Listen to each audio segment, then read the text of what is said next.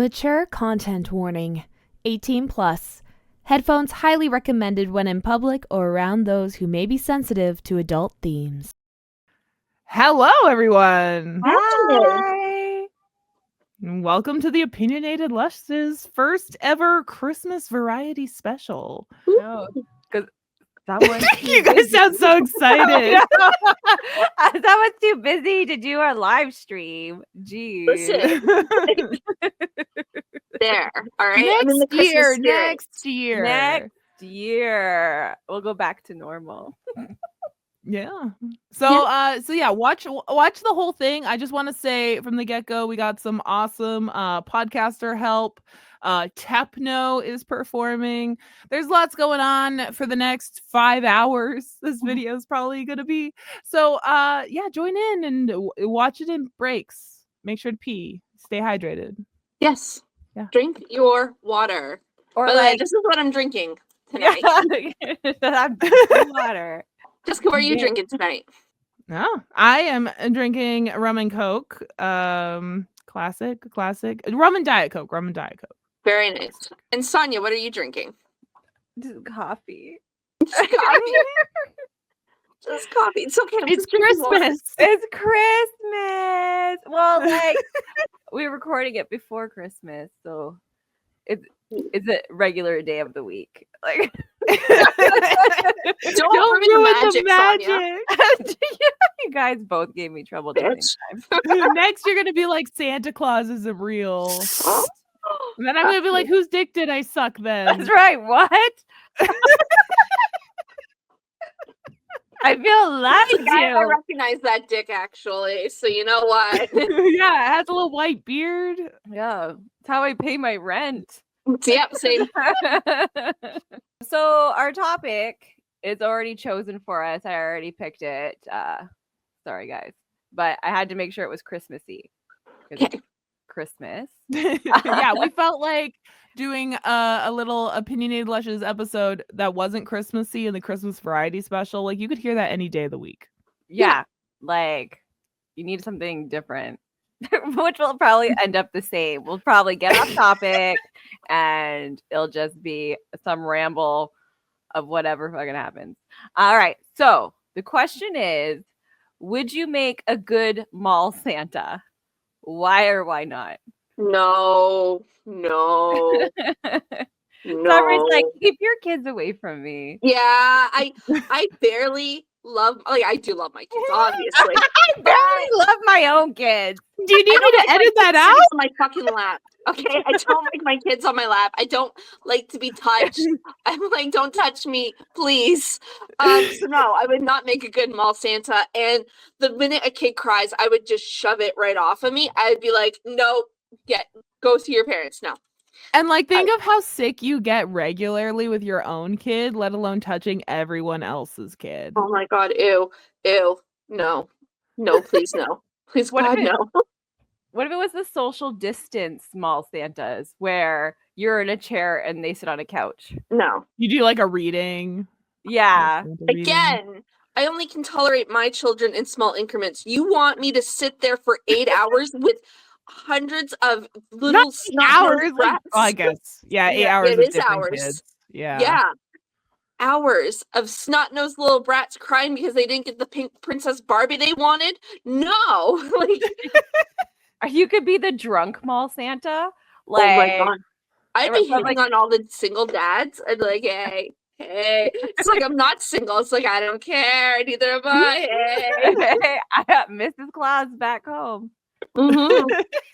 What they don't know won't hurt them.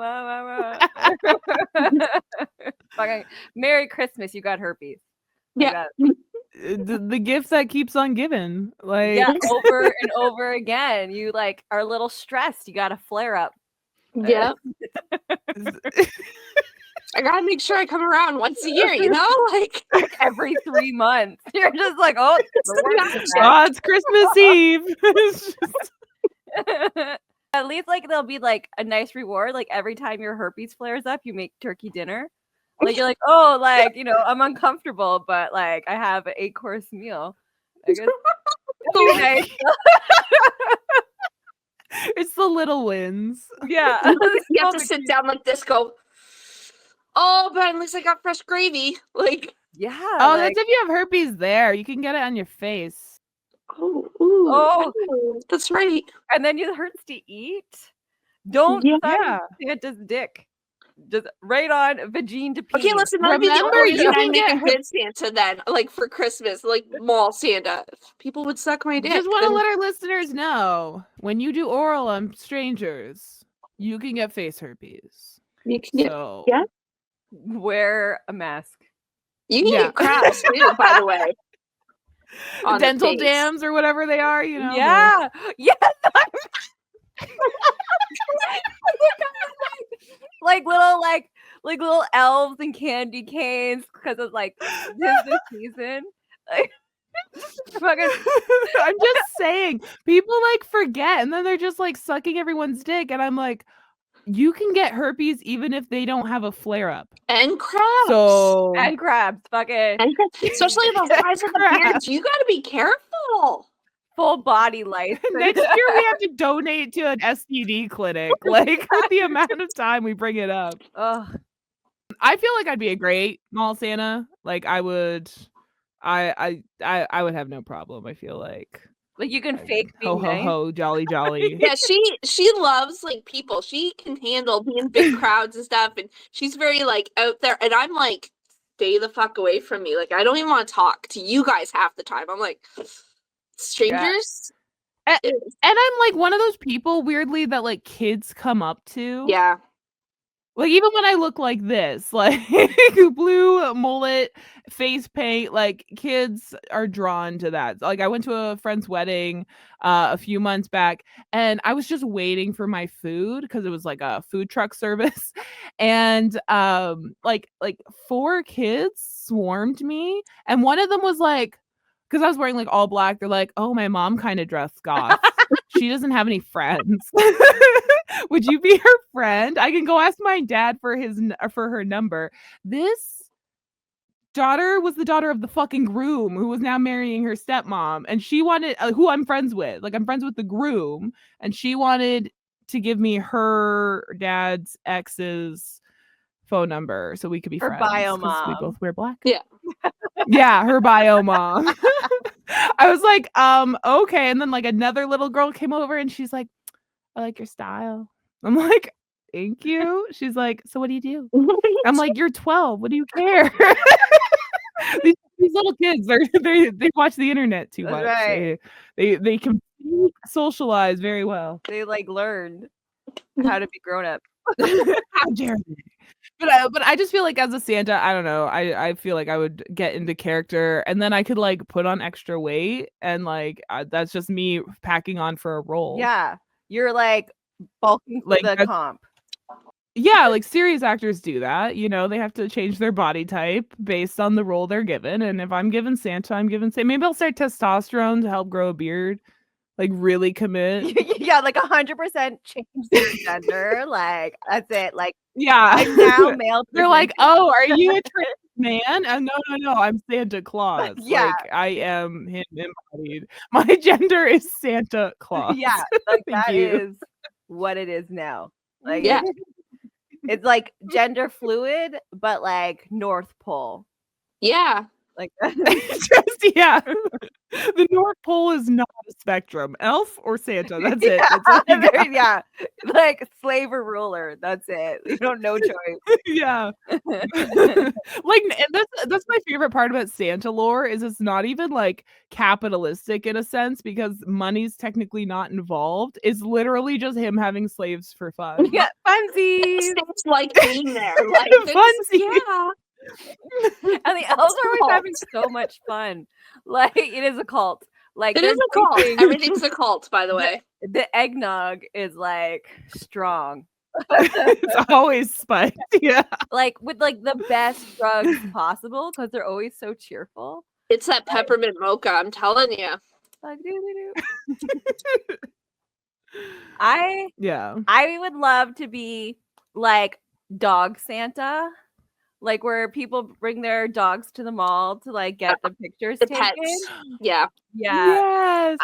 I love it. Like, even if their dog bites me, it's fine. It's not I even would just still- dogs though. They can bring their cats, their bunny.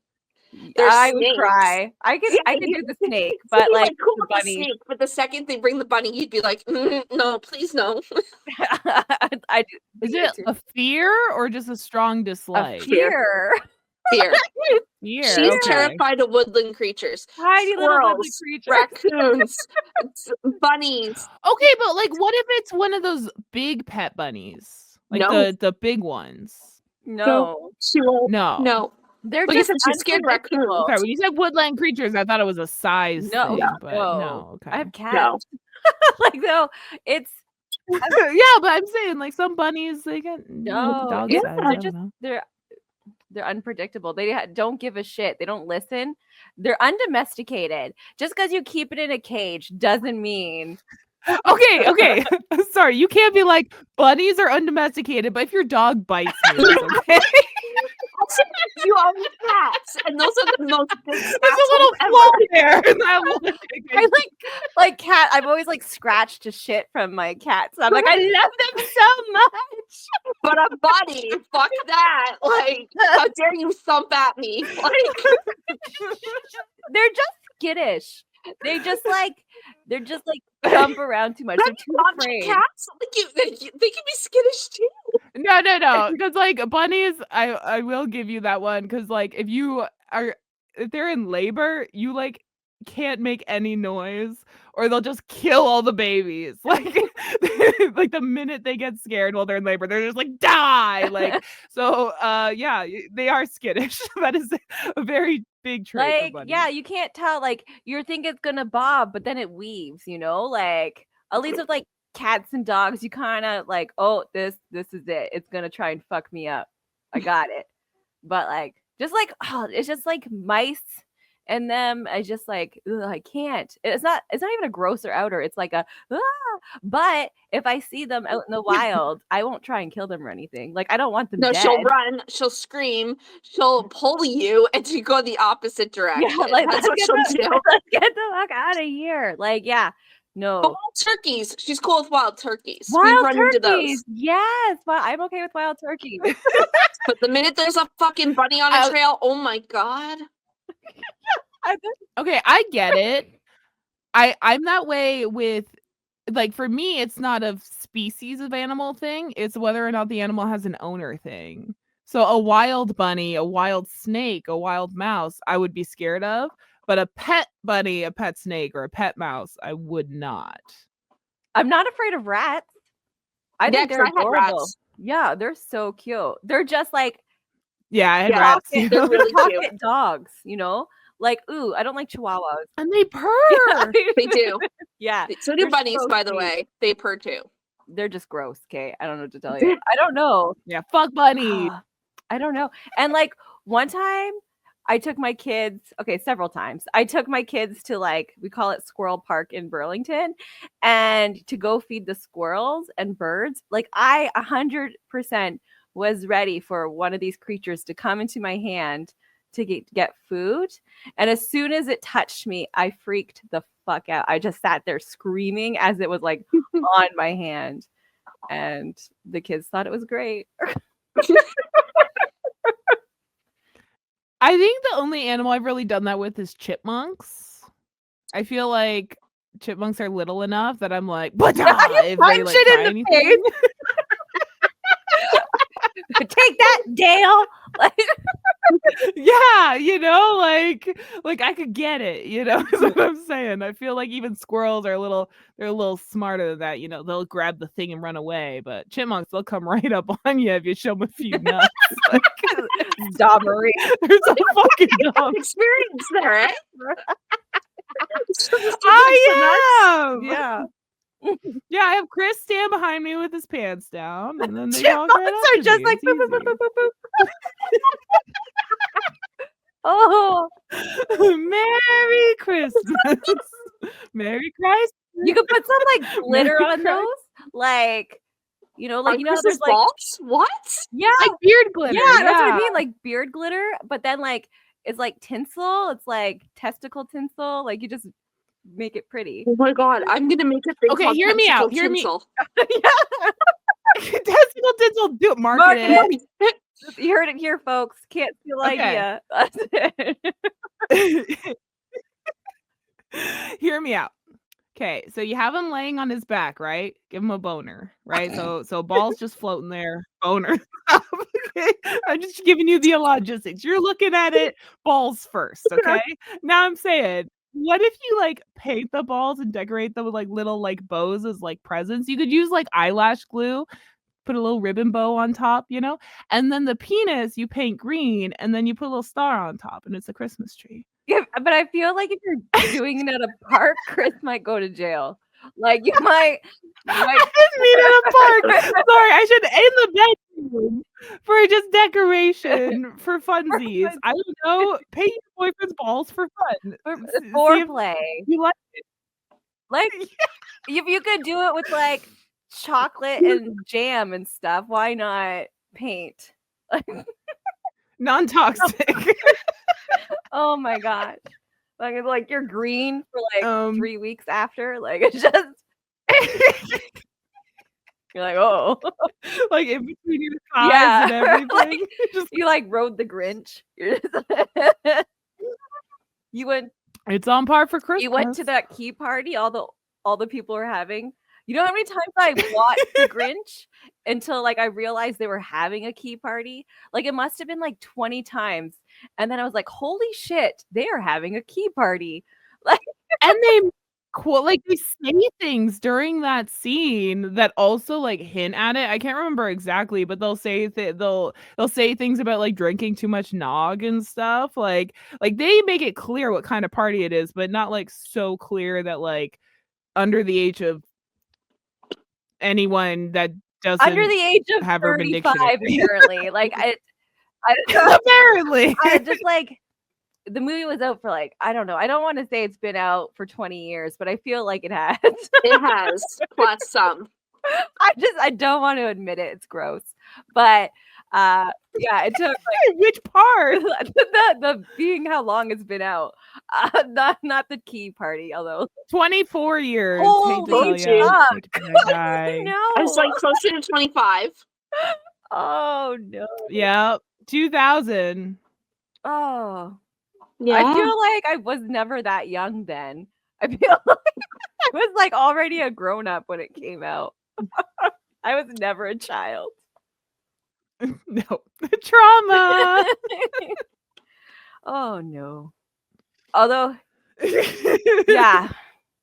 I was a teenager, so I wasn't too much of a child. I was practically a grown up already. It's fine. I had to raise myself. I feel like I've taken my kids to mall Santas. We're not doing that anymore. We're not. Like my youngest is almost 7. We don't do it. She doesn't like it. Why am I gonna do it? My oldest is like 14, turning 15. So he doesn't. He was just humoring me the past couple years. Like, so we don't do that anymore. But like I remember like a few times when we did go to the mall Santa, my daughter Lyric, we didn't know she was autistic at the time. We'd put her on Santa's lap, and it's like usually the first picture she's in a smile, and by the second picture she notices she's not with mom or dad. And so it's like and so she's screaming. So our last like 2 pictures, me and the good husband Chris have literally had to be in the Santa photo as well for her to even get close to Santa. And like we'd just be like, yeah, just go thumbs up. And so our last Santa picture is her giving Santa the thumbs up because she wanted to leave. She was just like, bye, you know, thumbs up. And we vowed to like not do that again. So now we just take private Christmas photos with a photographer. And even that's a hassle, but at least it's in a private room and not a public mall. Yeah. So. We've never done Santa because not all Santas are nice. Not all Santas understand that kids suck. Some Dons are Santas, and it's like, why are you here? Yeah. Why is this your job? It's because they want that paycheck. They need that extra cash. They get like $10. Listen, they're not good at wrapping presents, all right? So all they're good at is sitting on a fucking throne and having people sit on them. That's it. Okay. They're like, I already have a beard, or I'm already old, or I'm already, because I find a lot of Santas now, like the beard is real. Yeah. Like there is a few fake beards, but a lot of the ones are Yeah. like, no, I have this big white beard. Because I look This like is Santa, my I have destiny to every play year. him. They Like, it's- commit. yeah.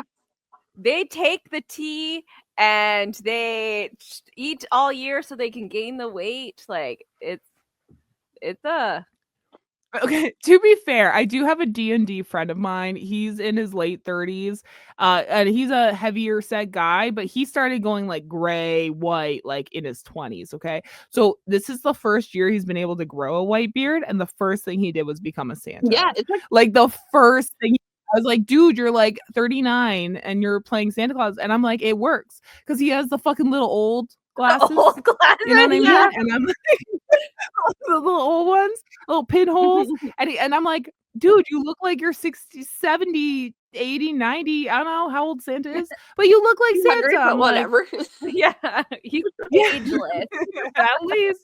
But that's the thing. I'm like, the minute he grew it to a length that he was like white, I was like, I'm Santa Claus. I was like, is this like just a calling? Like it's like the Santa Claus, like that Yeah. movie, like the minute you like that way, that's just, it's law. Yeah. His persona now, even outside of the holidays.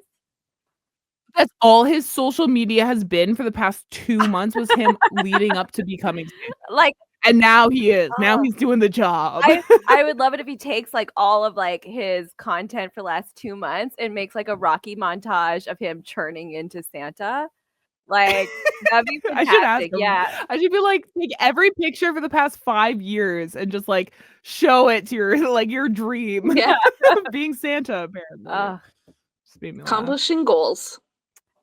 If I was People Santa, It's true. I would tell every child that they're definitely getting what they ask for. I was like, oh man, that's going to be under your tree. Don't you worry. It's like, I want Do you to say be that loud enough Don't you worry, it's gonna for the happen. parents to hear? Yeah, but the parents are right there, and you're like, yeah, of course you're getting that new sibling. Yeah. You know, like you're letting That baby you're letting the brother's parents coming, know don't you what worry. you're Yeah. saying.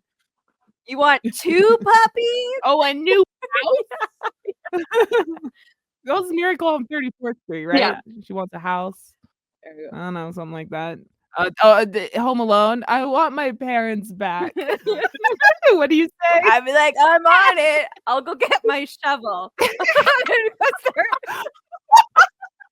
Start digging them up. You're like, you didn't say what condition. That's right. Zombie parents. Like jazz Oh, hands. you're like one of those. You're like one of those like genies, but like you're Santa who always grants the wish but slightly fucks it up. Oh my god. There's that Melissa McCarthy movie where she's a genie and they're like it's Christmas time and there's all these kids asking Santa for everything and she like gives all these kids everything. But the problem with her wish is if you want something, she like has to take it from like somewhere else. So like the guy gets in trouble for stealing the Mona Lisa. So like it's fucked up wishes, I guess. Yeah, that's you. Yeah. That's gonna be you. Yay! Okay, I'm robbed everywhere. You give one kid their parents.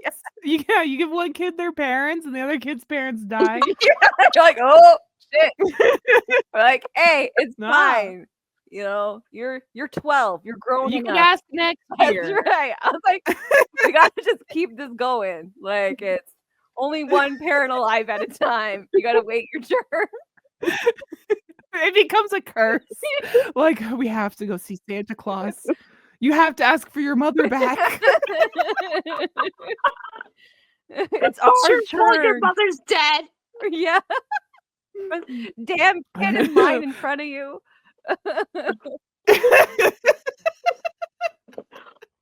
Oh no. That'd be a really fucked up That'd be Christmas great. movie. like The Ring, That'd be good. like where if you watch it you die, but like it's Christmas. Like if you go see Santa, you're now stuck seeing Santa forever because you need to like get your family back somehow. Like if it's your turn to get them back, like it's Oh my god, we should write this. Oh. just- We gotta write it Name it down. Christmas Market Christmas. it. yeah. Oh my gosh. Are you writing it down? Yeah. You're just like, we're writing The it unfortunate down. Christmas story. Yeah. Santa's wish list. Wait, no. You've been naughty. Nice or Yeah. naughty? Oh, you've been naughty. I like There's that. like porn. Because it kind of gives Like people will download it thinking Yeah. it's porn and then it's a Fuck horror yeah. movie. Like that's and we get the views. right. Win-win. That's how you do it. Our like most viewed episode has the word cuckold in it. Like Yeah. I'm shameless. Oh, people. Like the fact that people are so predictable. So like it's like 3 women in a podcast, and if anything comes like with a like sexual term or anything, they think it's porn. Like it has to be. Why wouldn't it be? Like It's on YouTube, Yeah. and they're like, no, this got around the censors. yeah, Like, I'm gonna- this is it. we're gonna see titties. Woo! I'm sorry. I just like I went woo titties, and then my coffee went everywhere. You got a little excited. I like drooled He's like, yes. that. It's everywhere. Yeah, keep watching because I did have to blur a little bit in a little section. So you might see a little. So yeah, check that. Keep watching, check that out. That'll be in a little bit. So what's coming up next, Jessica? Well, Sonia, we are gonna listen to 40 minutes of Fuck Buddies, a sex and dating advice podcast, talk about dating around the holidays. So you'll see that for the next hour. Yeah, See you have there. fun. See you soon.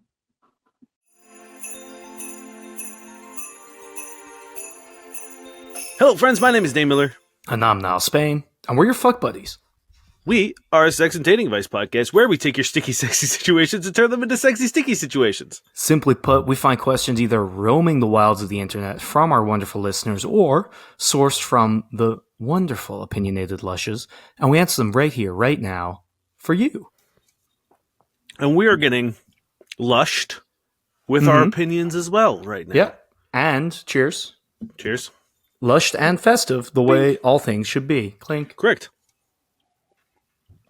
I'm not going to kick us off. We don't have Okay. names, so I'm going to make agent names up per question. This is from Agent. A jaunt. Yeah, it's how they pronounce it in the North Pole. This is Agent Rudolph. If you start dating someone shortly before Christmas, what's an appropriate gift for them? Ooh, I like this. I don't know. It's funny to me because like there's always these people who have like ideas of like timelines and time frames and what is acceptable. And I feel like the only like agreeable. I just realized I have bells on my shirt, which is going to be an audio nightmare. I was going to make so many jokes about you making me remove all the jingle bells from my outfit, and you. I'm You did Santa, baby. Hey, it's beautiful.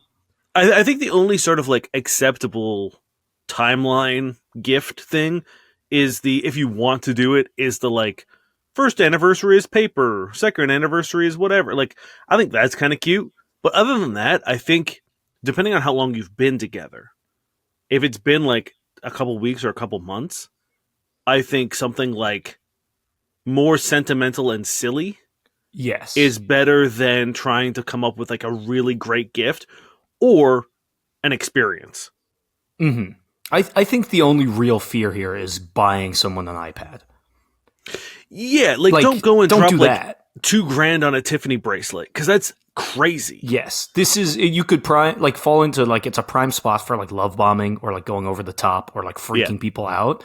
So once you're not like, hey, here's a brand new iPad, whatever, here wrapped with a Tiffany bracelet in a gold box with some frankincense and myrrh, that's bad.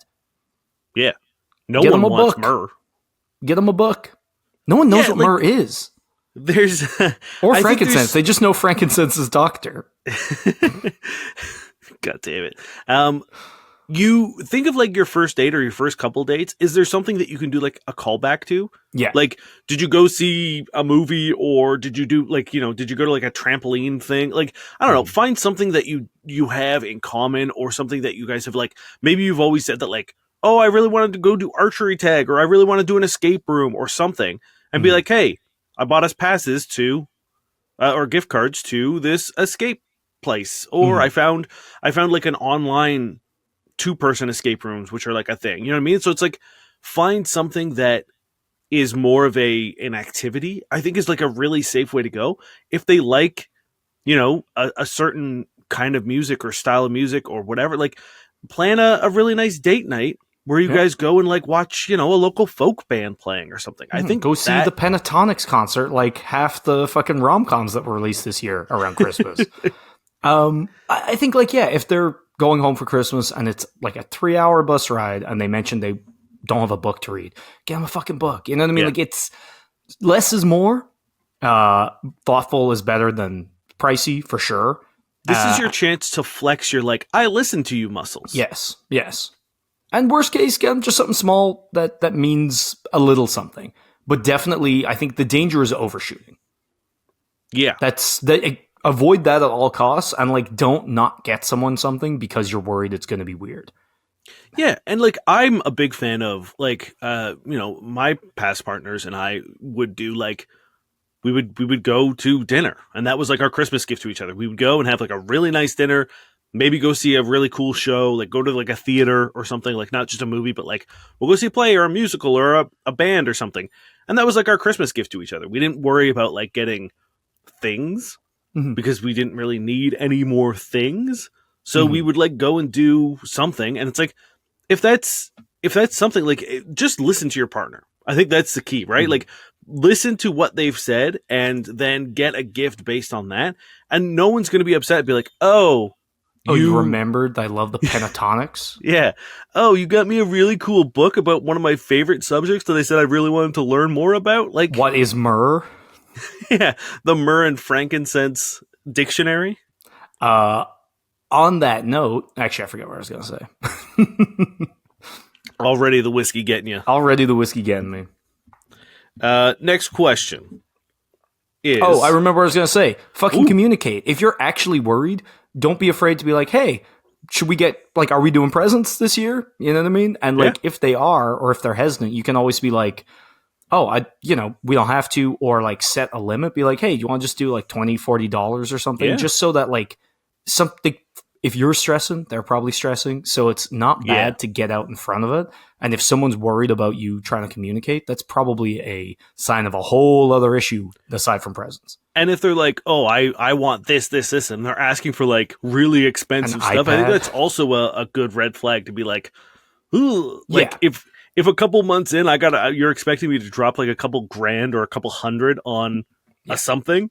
I think that's a sign that maybe this person is not compatible with you. Unless you have the money and you want to spend it, but I think... Yeah, but even then. Yeah. Any tips for dealing with your partner's family around Christmas time, especially if they don't always agree on things?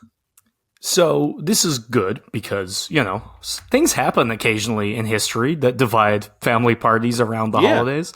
And I think step one should be talking to your partner and having a united front before you go into these situations, because if it's you, them, their family, you're the one, you don't have the home field advantage. You're surrounded, you're outnumbered.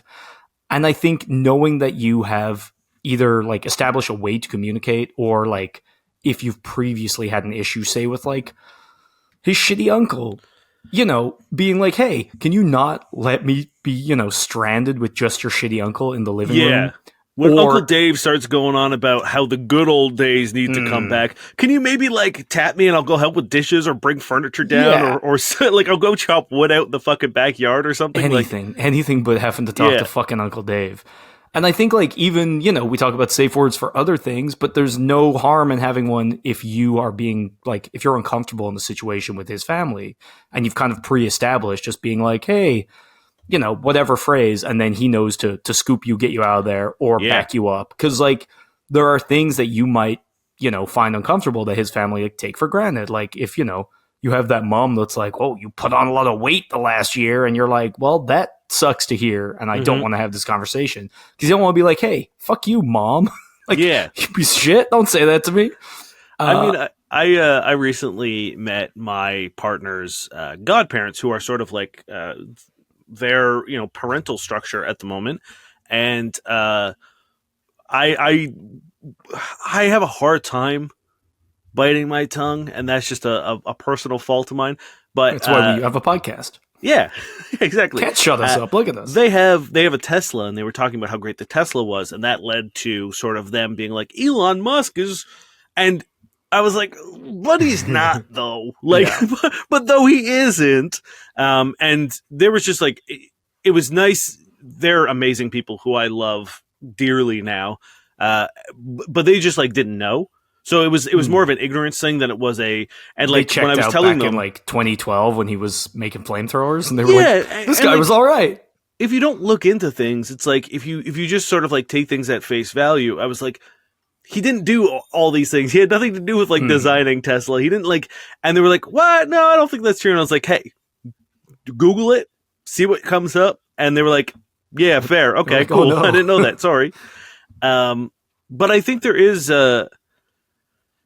I think there might be like some level of catharsis. Like if you go and like your family is ultra conservative and you and your partner want to fuck around with that, I think like, but it goes back to you, right? Like I think it really does matter being like, how are we tackling this? Yeah, we're going emphasis to on your the we, home, right? Yeah. Like because if you start like causing Elon arguments and your partner's like, God damn it, I can't deal with this. You know what I mean? Like you need a united front. You need them to be able to help you maneuver, and like, if you ever feel uncomfortable, it's only fair for both of you that they know, right?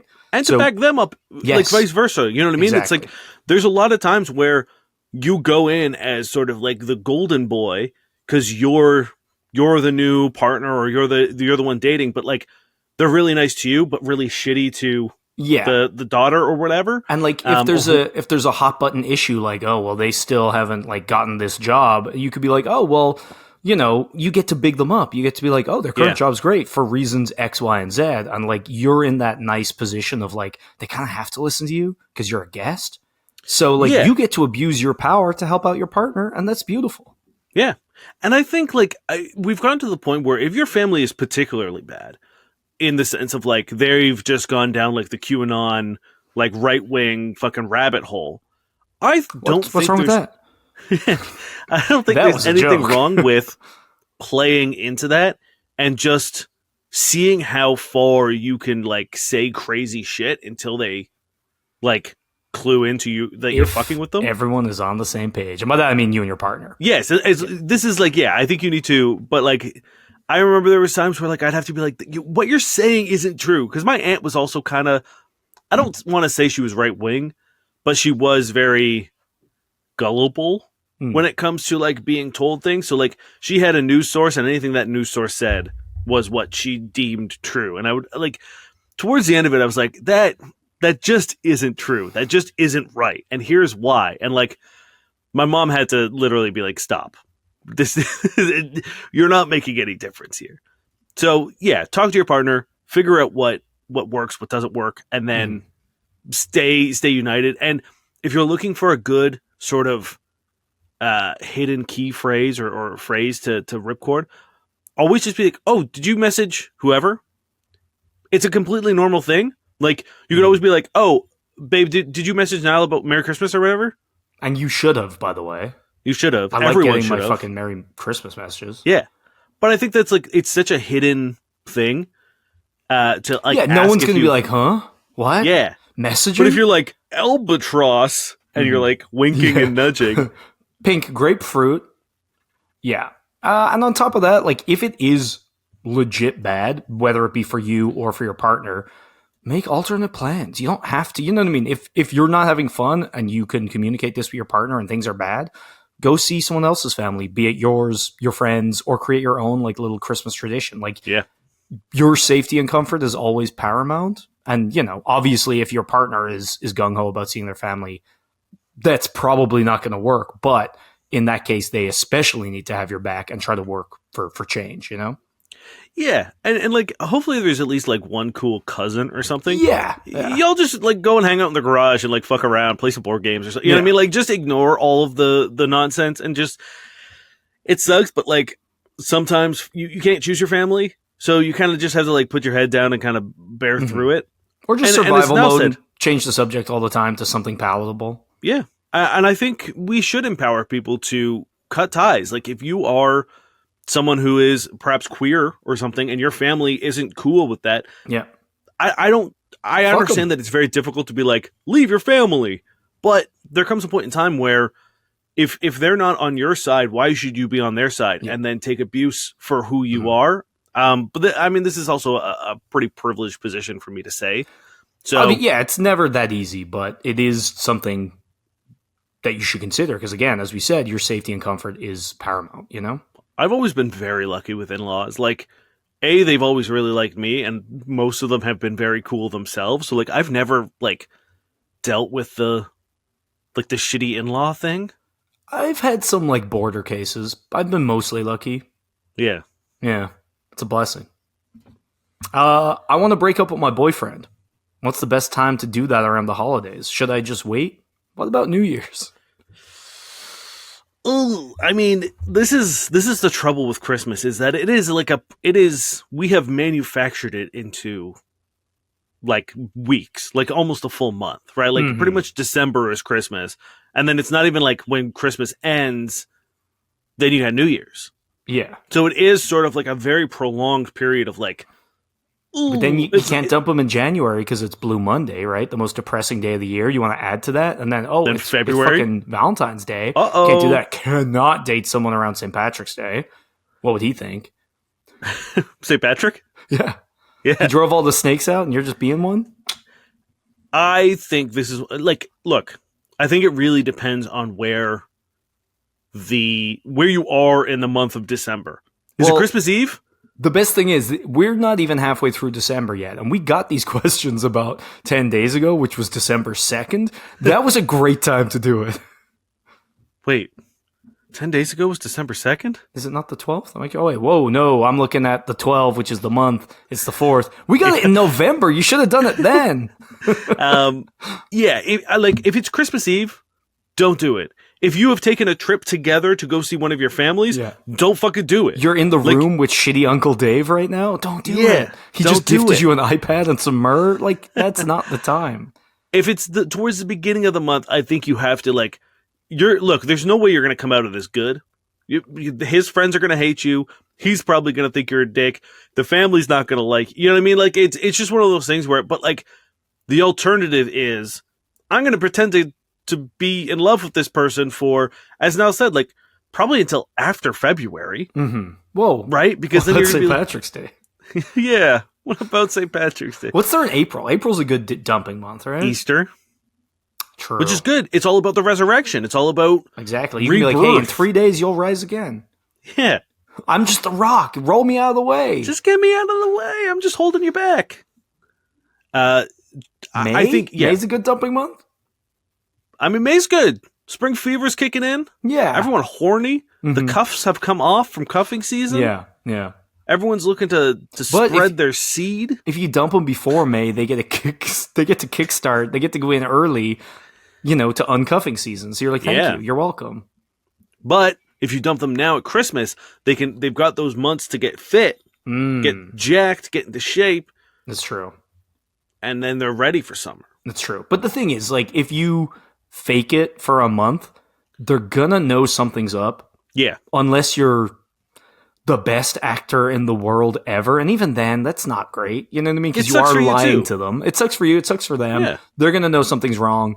Maybe they do get you a nice present and then you feel guilty about that. Or they feel shitty about that, right? Like, there's a lot. So, look, the best time to do it was when you sent the question in. The second best time to do it is when we're recording this. But the third best time is when you hear this, depending on when this comes out. Yeah, like you should pull because like they've probably made plans with their family or you know what I mean? Like you guys have made plans to do something for Christmas. So it's better to like sort of let them get ahead of that and explain to their family why you aren't there for Christmas. Cause then they're going to have to be like, they broke up with me. Cool. Yeah, great Christmas chat, but at least like if you could do that in like text, it's better like, if a couple weeks before. If everyone knows going into your Christmas dinner, than you having to explain it mid turkey. Exactly. Then you're crying in the gravy. It's getting and you can rationalize it. Weak. God damn, no one wants but it will be saltier. True, but what if it's already perfectly salted, which I expect? It's true. You know? Yeah. I think the way you explain it is just like, hey, I don't want to go into the holiday season with like under pretenses. I understand that this is like a really shitty time, and I'm really sorry, but I want to tell you before you spend all this time on like travel for our families and before we buy gifts for each other, and like this is bad. I know it's bad timing, but here's the reason why I'm doing it. There's never good time unless it's May. So yeah, you have 1 month a year to break up with someone without being terrible. That's the only time you may do it and get away with it. Oh, I see what you did there. You're living with your significant other. If they forget to buy their gift or a gift for their mom, do you buy something for her, or do you just leave it because it's their mom and you don't need to worry? I feel like there's no world in which this would happen and it would be down to me buying it or not. Worst case, I'd be like, hey, you didn't buy your mom a present, and then they'd be like, oh shit, and we'd get one. You know what I mean? That's the thing, right? Like, if you're aware that he hasn't bought a gift or they haven't bought a gift for their mother, do you know what the other sort of responsibility that you have here is? Be like, hey, did you buy a gift for your mom? And then they say, oh shit, no. And then they go. But like, to know, keep it secret and be like, it's up to me to buy the gift. That's weird. It's a weird move. Yeah. I'd like, hey, sure. If that's what if you're like, fuck yeah, I love getting presents. It's my time to shine. Yeah. This idiot forgot. Yes. It's all coming up Nile. That's fine. But like, I also think that might be weird if they're like, shit, you knew I forgot and you didn't tell me and you went behind my back and got a present. And like, if you're doing that, you know you didn't sign his name on the card. Because you want that 100%. Glory. You want that fucking glory. I can see you. I can see you right now, scribbling away. Oops. I guess I forgot your name, but it makes sense if you could forget a whole present. For your mother, the woman who birthed you, meanwhile, the woman who carried you in their stomach. Yeah. Their stomach. We got to do biology lessons. That's where babies go. It's true. You eat them down. It's right there. They're in their tummy. So we've won awards about this. We have won awards about this. I know where babies come from. The stork, opens the woman's mouth, the mom's mouth, spits baby in, and then with its big flappy feet, just kind of pushes it all the way down. The flappy feet are key. People think the webbing's for swimming. It's not. It's not. It's for baby stomping. We should, fuck the next question. Let's talk more about babies. But yeah, no? I don't. Well, that was a joke, Dane. I don't want to talk about babies. I've hit my baby quota. I don't know how you would get in this thing. So it's like communication, right? It's key. If your partner has forgotten something, remind them, much like they should be doing for you, your team. Yeah. And as someone who literally has a fucking sieve for a memory, they will appreciate that. To have someone be like, hey, have you bought a gift for your mom yet? Great. That would, like, if I would be mortified if I forgot to get a gift for my mom. Yeah. I don't think it'd be possible, but if you know your partner is prone to forgetting fairly large things, then like help them out. Especially if you remember. It's very weird that you're like, I know, but will I tell them? Maybe not. I don't know. Probably not. Because that's like the simplest solution. It's like there's no worry. You just say, hey Steve, you buy a gift for your mom yet? Fuck, no. You're about to say Dave, and you were like, no, Dave sucks because he's evil Uncle Dave, and he would forget. He would. He purposely doesn't buy gifts for your mom. What's the price range of the gift you're dating someone under a year? Kind of the same as the first question, but let's do it. I say 50, 60. Again, I don't think there is a price. There is, right? There's no kind of like hard lines on anything. We talk about this all the time. There's no like, after 4 weeks, you should be dating. After 6 months, you should be married. That's insane. Don't do that. I do think we can generalize. I think like a 50-60 is generally okay. I don't know. I can't really get anything for $50 anymore. You can get $2. I don't like. I think like it also depends on where you're at in life. You know what I mean? Like, are you 20? Like, are you 20 and you have a shitty job? What do they like? Like, are you 48 and you have a fucking great ass career? Like, those are very different things. If you're like trying to get them jewelry, I think like $40 or $50 jewelry is going to look like $40, $50 jewelry. Not that there's anything particularly wrong with it, but like if they like nice jewelry, you're Then get them a book. You're probably not going to get them.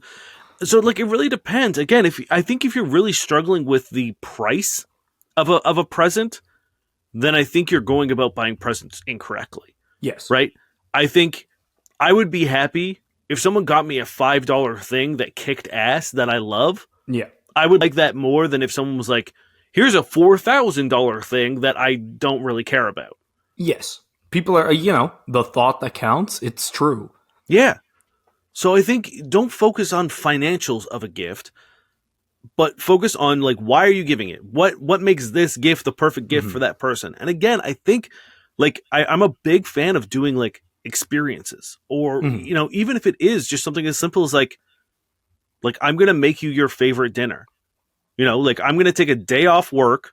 If you know what I mean, maybe it's quality time. Maybe you guys don't get a whole day together because of mixed max schedules. Maybe you're going to be like, hey, my gift to you is I'm taking a day off work and we're going to do, X, Y, Z. Like that, I think is a better gift than being like, I think 1 year is between the price range of 50 and 100. And I found a thing that fits that slot. And here you go.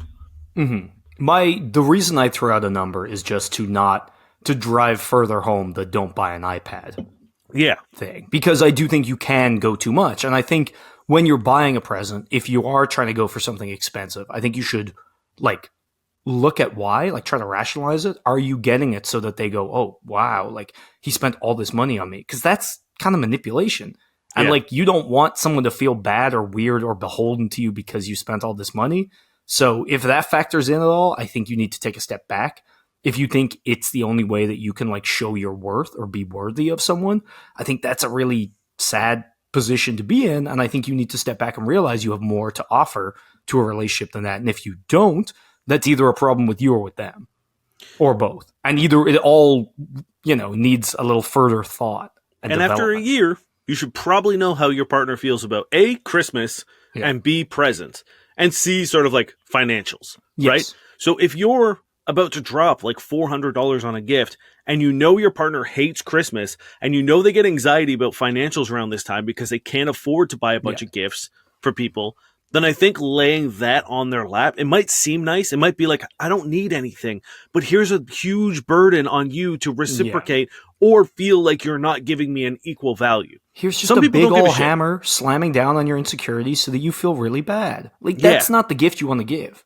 That's the thing, right? And like some people, like it doesn't bother me if someone spends more on a gift for me if I know that like they can afford it and you know what I mean? But some people that freaks them out. Like some people that is not a good feeling. Some people don't like knowing that, oh, I bought you something that's $20 because I thought you'd love it, but you spent me something on like $200 and now I feel like I haven't met you. Yeah, I feel like I didn't hold up my end of the bargain. Yeah. You know what I mean? Again, unless my mate was like fucking Elon Musk trying to make up for years of being a dick.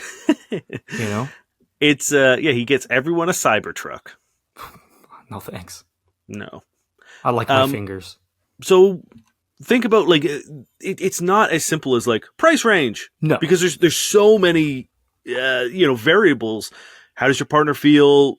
How important is gifts? Are you going to be spending time together? Like, what's the vibe?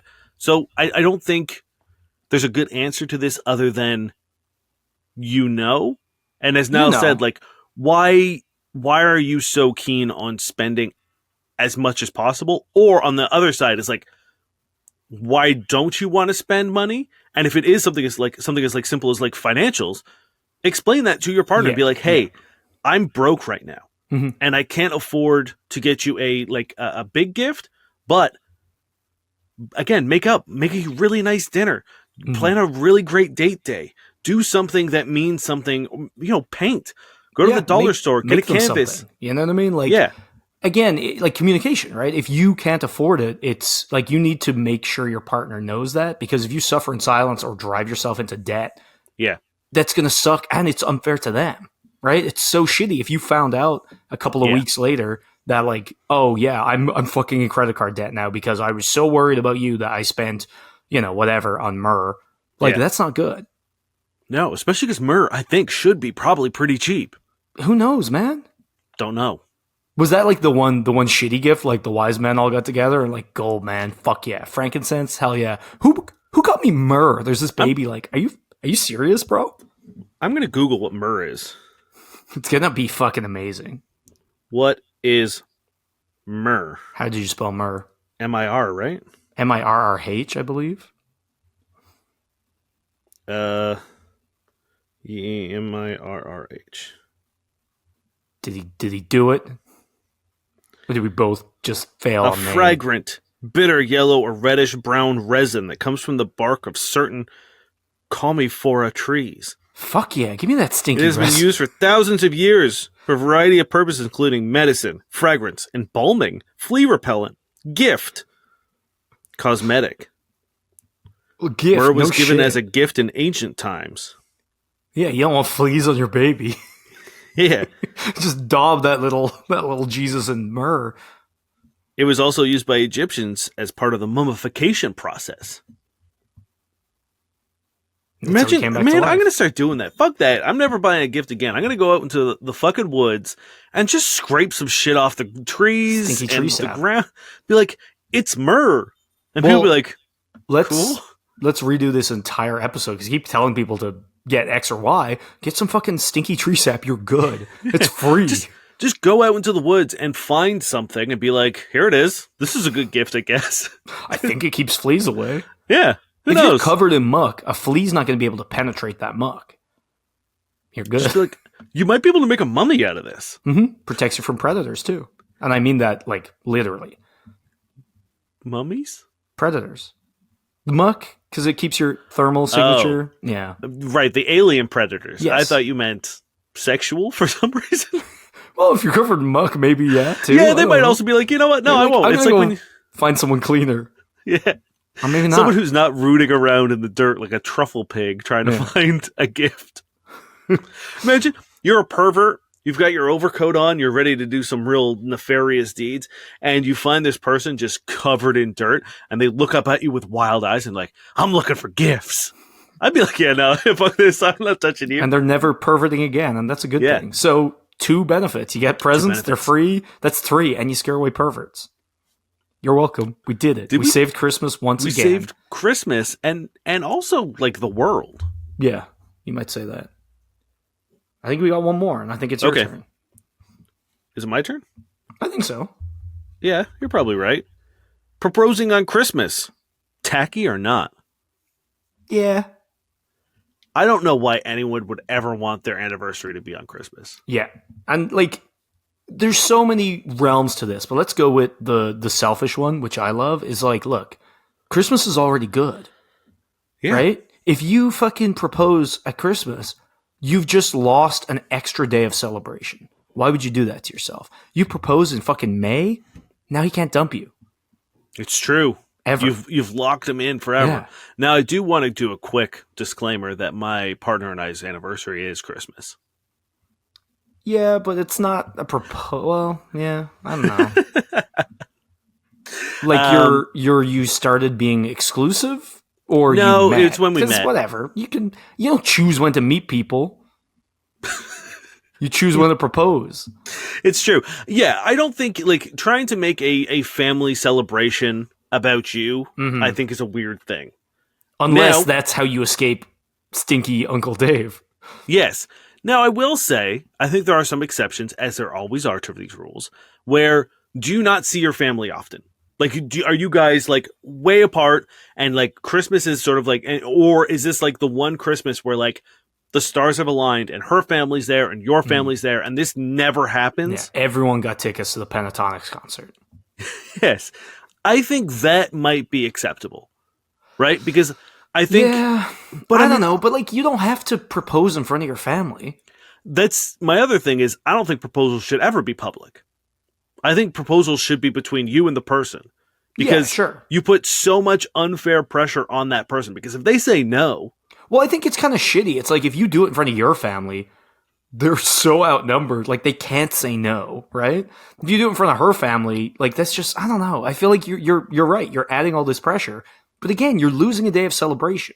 So like do it another day, enjoy your Christmas, and then you don't have the added stress of like, oh, I have to get an anniversary present and a Christmas present and plan a thing. Like, no, just don't do it. Who fucking cares if it's tacky? It's dumb.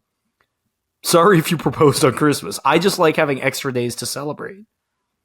We do Boxing Day as our little anniversary thing. We usually do Christmas stuff, and then we do our anniversary on Boxing Day. And I guess like you could do that, right? Like it doesn't matter. Like if you and your partner are chill, you could do it a little before the holidays or a little after. But like, why then the need to do it on Christmas? It's already cool. It's already fun. You're having, I just think like do it in fucking January. January sucks. Now you got something to look forward to. Yeah. Don't do it on New Year's either. I think New Year's is even. I think it's even worse than Christmas. But like again, New Year's is fun. Like you don't need another excuse to have fun that day. Well, it's what you make it. It's a day you can celebrate. Yeah. You know? So just like add another day of celebration. Don't double up. Unless that's the day you chose, which is a great day because that's where my anniversary is. That's when we celebrate. But you didn't choose that. You didn't like, you know what I mean? Also, you'll have to celebrate anniversaries. I don't know mine. Yeah, hell yeah. You guys don't have like just a random one that you've picked where you're just like, care. Oh, fair, okay. We always, me and my ex would just be like, it's around here. We just had like an approximation, and we would just choose the day that worked the best for us that year. That's fair. And hey, that's great. So I don't know. I don't think you should, because I also think on a different level, like you do have stuff planned, unless it's literally just the two of you. You're then kind of imposing on someone else's like stuff. Yeah. You know? So alternatively, if your asshole brother who's always been treated you like shit proposes on Christmas, I think maybe you have to after. Like immediately after. Yeah. Or even better, do it first. Like if you see him setting up, be like, bam, Claire, marry me. Fuck you, Dave Jr. Wait, he's your brother and Dave's your the drama. So before we go, I just want to tell you this incredibly enchanting event that happened to me. Okay. Twas the night before today, and we were doing some like shopping. I don't remember what the hell we were doing. Oh, we were getting our Christmas tree, which was the night before today. Twas the night before today, and we all through the street needed to get some food. We were hungry, so we stopped off at a Five Guys. That rhymed. Yeah. And we were having our burgers, and this man came up to me. And wouldn't you know it, older man, quite jolly, beard. Oh, shit. Came up to me and he said, Five Guys. Young man, could you help me with my phone? I don't know how to operate it. And he hands me his phone, and he was like, I'm trying to get this brochure to open on my phone. And I was like, for sure. He's like, I keep clicking this. And I was like, no, that you have to go down to the attachment. Helped him out. And he said, thank you. Then he went back to his table. And you cannot tell me that wasn't Santa testing me. No, dude, he was getting scammed, and you just finished the scam for him. He was like, you put in your SIN brochure number right here. Yeah. These guys are... Sir, can you help me? The CRA are trying to get me to buy $10,000 of iTunes gift cards.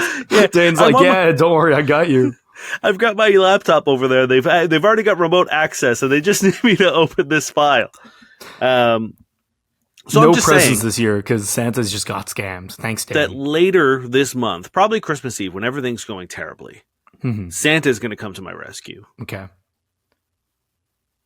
That's it. Okay, cool. Yeah. I didn't really have anything else to add. Well, that was just magical. Wait. Time, I was just like, I can hear him. Love it. Perfect. Yeah, the whole time, like the second he went back to his table, I leaned over to my partner. I was just like, that was Santa, right? That was totally Santa.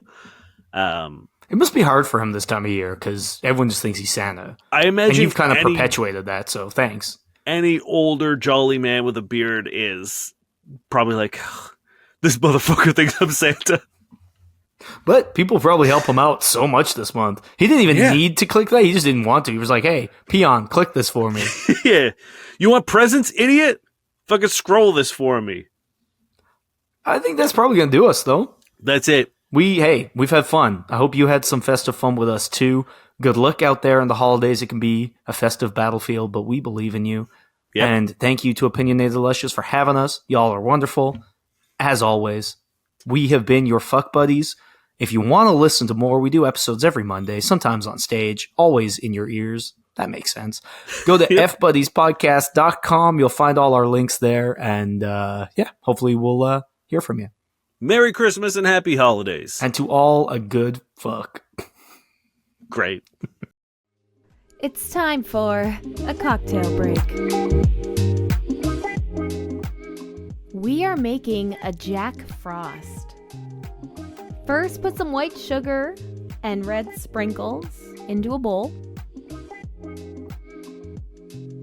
Then mix, mix, mix. Wet the rim of the glass and stick it in. That's what she said. Add 2 ounces of whatever white rum of choice you use. We chose Malibu.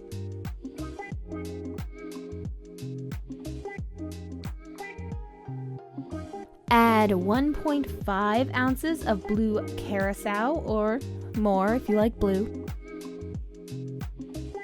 Add pineapple juice.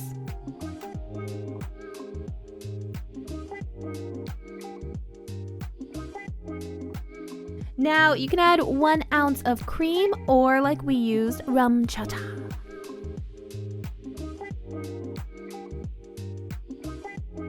I forgot ice.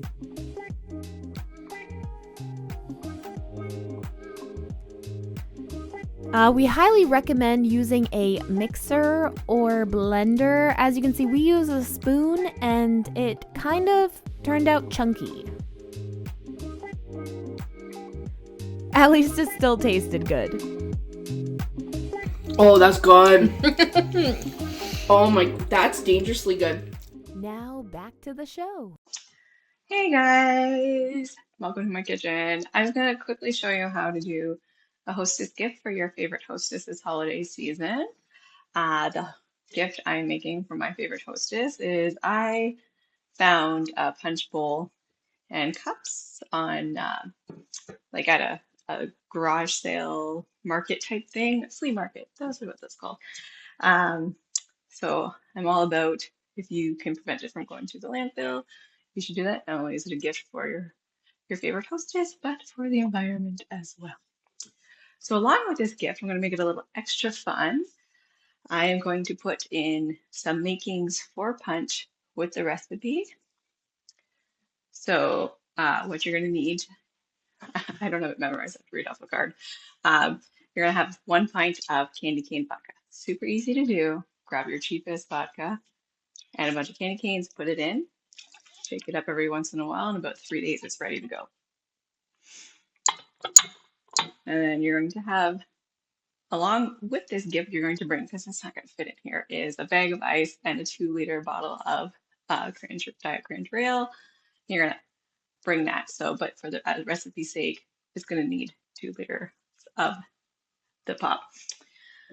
Also, the recipe calls for a cup of the maraschino cherries frozen and half a cup of the juice. So you're going to put that in there as well. And then you're also going to just mix that all in, garnish it with a few bits of Christmas candy. This one's. And then when you're ready, you're going to ready to serve that. We're going to add a little extra stuff. So also going to add some pre-made cookie dough. I chose to make gingerbread, but really you could just get the Pillsbury stuff from the fridge and from your local grocery store. Like whatever makes their life easier. Doesn't have to make your life hard. We're also going to add, So You Want to Be a Lush. Fun little drinking game. This is a free printable you can get on our Patreon.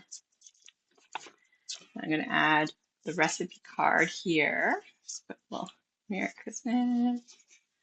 And then we're going to kind of wrap that up.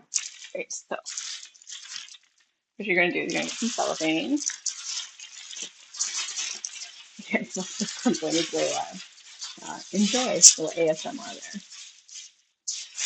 there. Okay, and you're gonna try center your cup, your bowl here. So I have like these little clear hair elastics to help me out here. Hold that in. Now I'm gonna grab it like make a little ponytail. Hold on. Grab it. Hold that in. Grab it. Grab your little hair ties here. Oh my gosh. It's giving me a terrible time to fumble, but you know, it is what it is. And okay, back to you.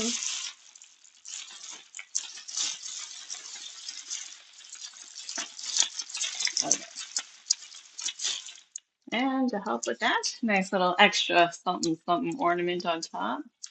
Well, Becky this Becky saying Merry Christmas. Gonna wrap that up. Nice little bow. There we go. And there we have a nice little simple gift to give to your favorite hostess. Thanks, Sonia, for that gift idea. That's a good one. Jessica, who do we have up next? Okay, he might be a recognizable face on the Opinionated Lushes podcast. He's been on a few episodes. He's also has unreleased songs on our Patreon. And he happens to be married to me. He is the good husband, Tep No, and he just got some new guitars he wants to try. So he's going to be playing and singing some songs. So off you go, Tep No.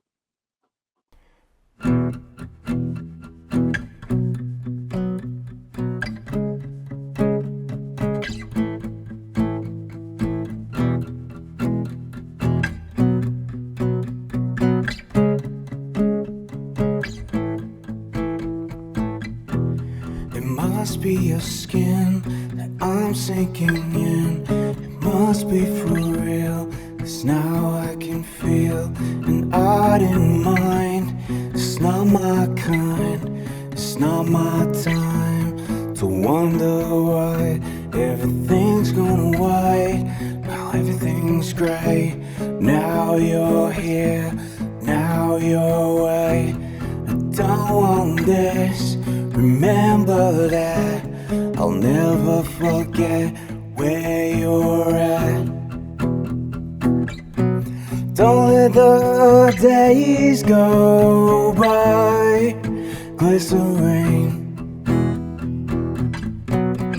glycerine.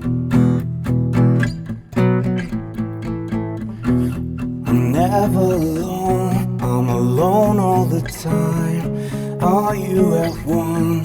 Do you lie? You live in a wheel where everyone steals. When we rise, it's like a strawberry field. I'm treating you bad, lose my face. Could love you more, you got a beautiful taste. Don't let the days go by. Glycerine could have been easier on you. Glycerine,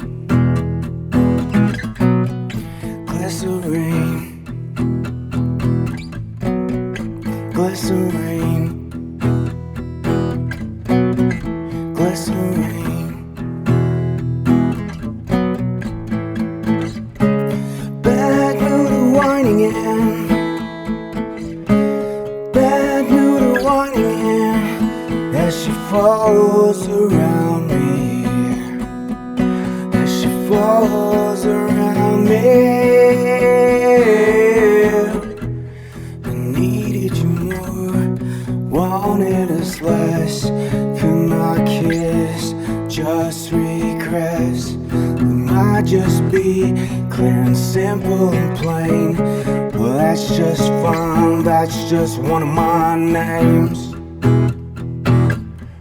Don't let the days go by. Glycerine could have been easier on you. I could have changed, no I wanted to. Could have been easier, free, all alone with you. Glycerine, don't let the days go by.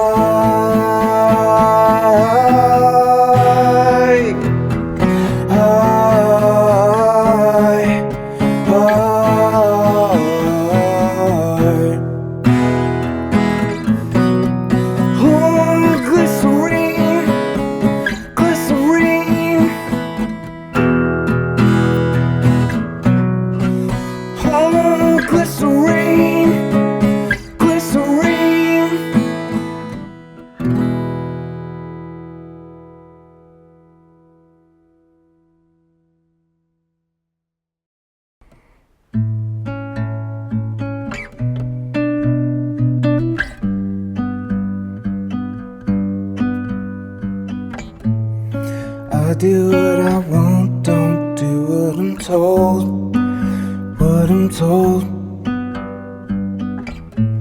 Been riding on the edge with your heart in a chokehold. Heart in a chokehold. Well, maybe I'm a lost cause, oh God, I got hope. I got hope. Oh, I know what I know, don't do what I'm told. What I'm told.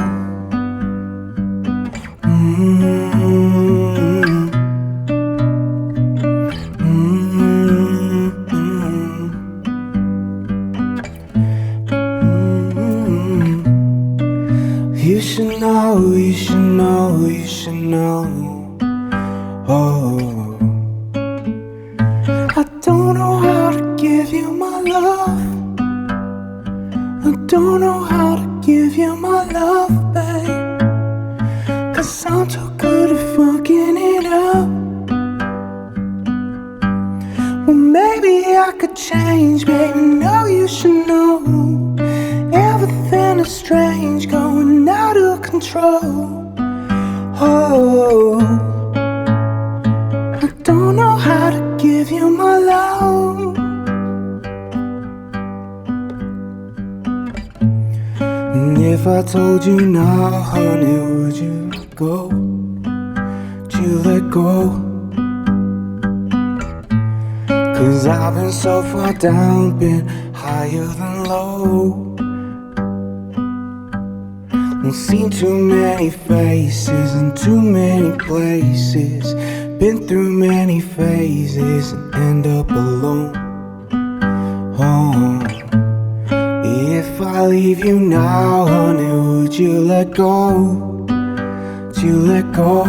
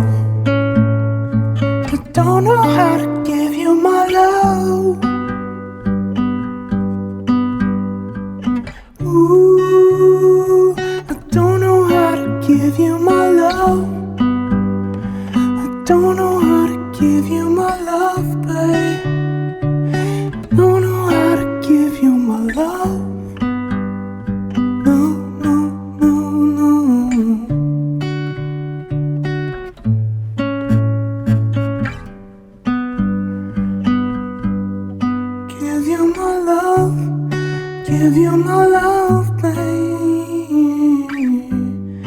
Give you my love, babe.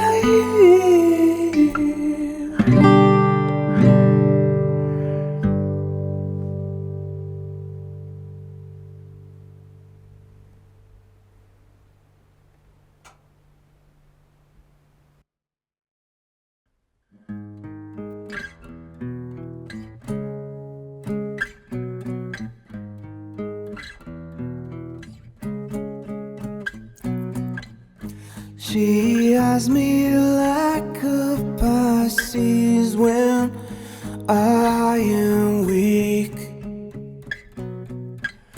I've been locked inside your heart-shaped box for weeks. I've been drawn into your magnet orbit trap. I wish I could eat your cancer when you turn black. But hey, wait, I got a new complaint. Forever and out to your priceless advice. Hey, wait, I got a new complaint. Forever and out to your priceless advice. No kiss for me, no one just yet. Cut myself on angel hair and baby's breath.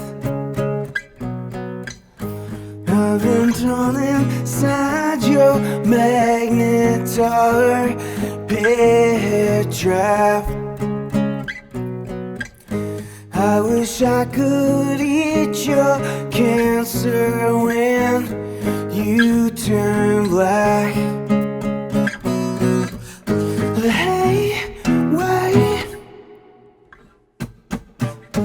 Hey, wait. I got a new complaint.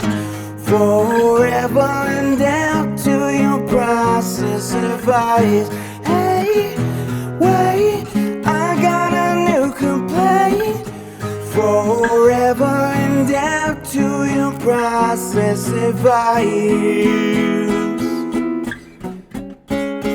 Your advice. Your advice. Your advice.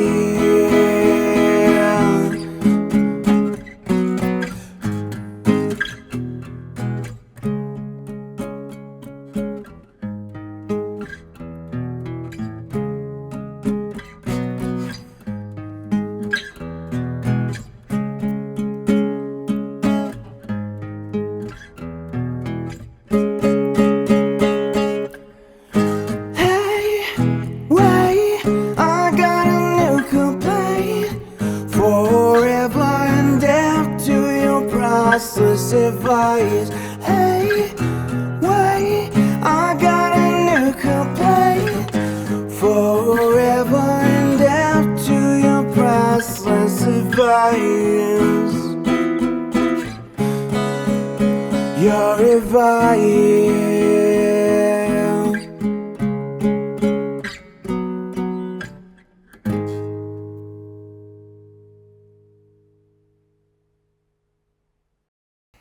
I want you to breathe for me and be happy. But when we go,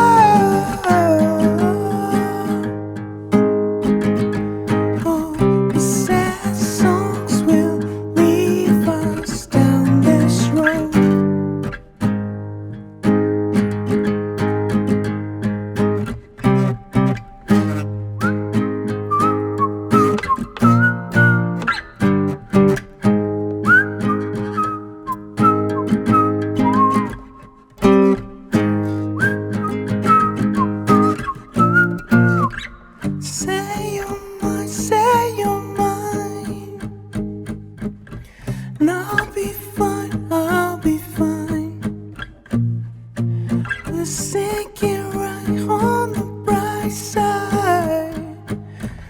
Say you're mine.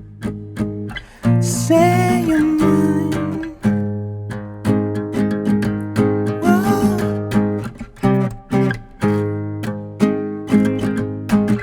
Say you're mine. Say you're mine, mine. I want you to breathe in me and be happy. Where will we go?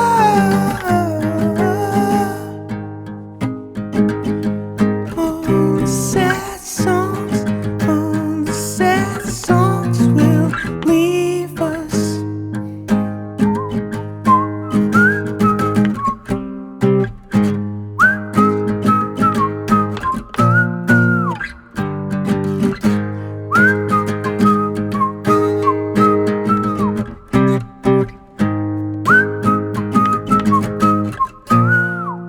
Breathe for me and be happy. Where will we go?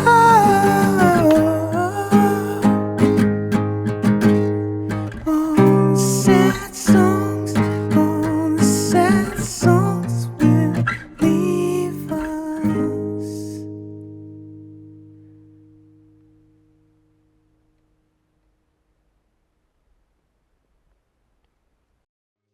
It's time for a cocktail break. This one's called the Santa's Hat Martini. Start with 2 ounces of Malibu. You were supposed to rim the glass with coconut before, but I forgot. Add half an ounce of grenadine.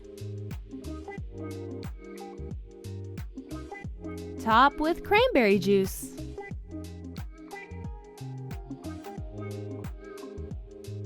Or top up with more Malibu. I forgot the ice again. Cheers! Oh, damn. Now back to the show.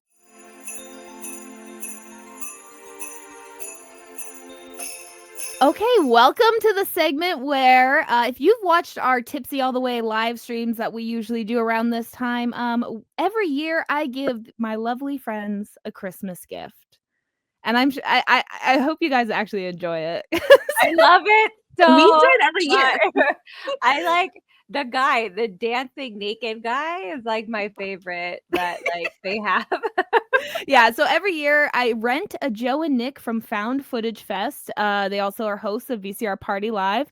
Highly recommend checking them out. They will be linked in the description, but you can rent them almost like a cameo kind of thing where they make a mini VCR party episode tailored to you. So this is our 3rd year doing it. I'm running out of things to like tell them to pull. But hopefully they found some new stuff. I'll just like start sharing screen. Okay, we're back after those technical difficulties. Woo woo. Okay.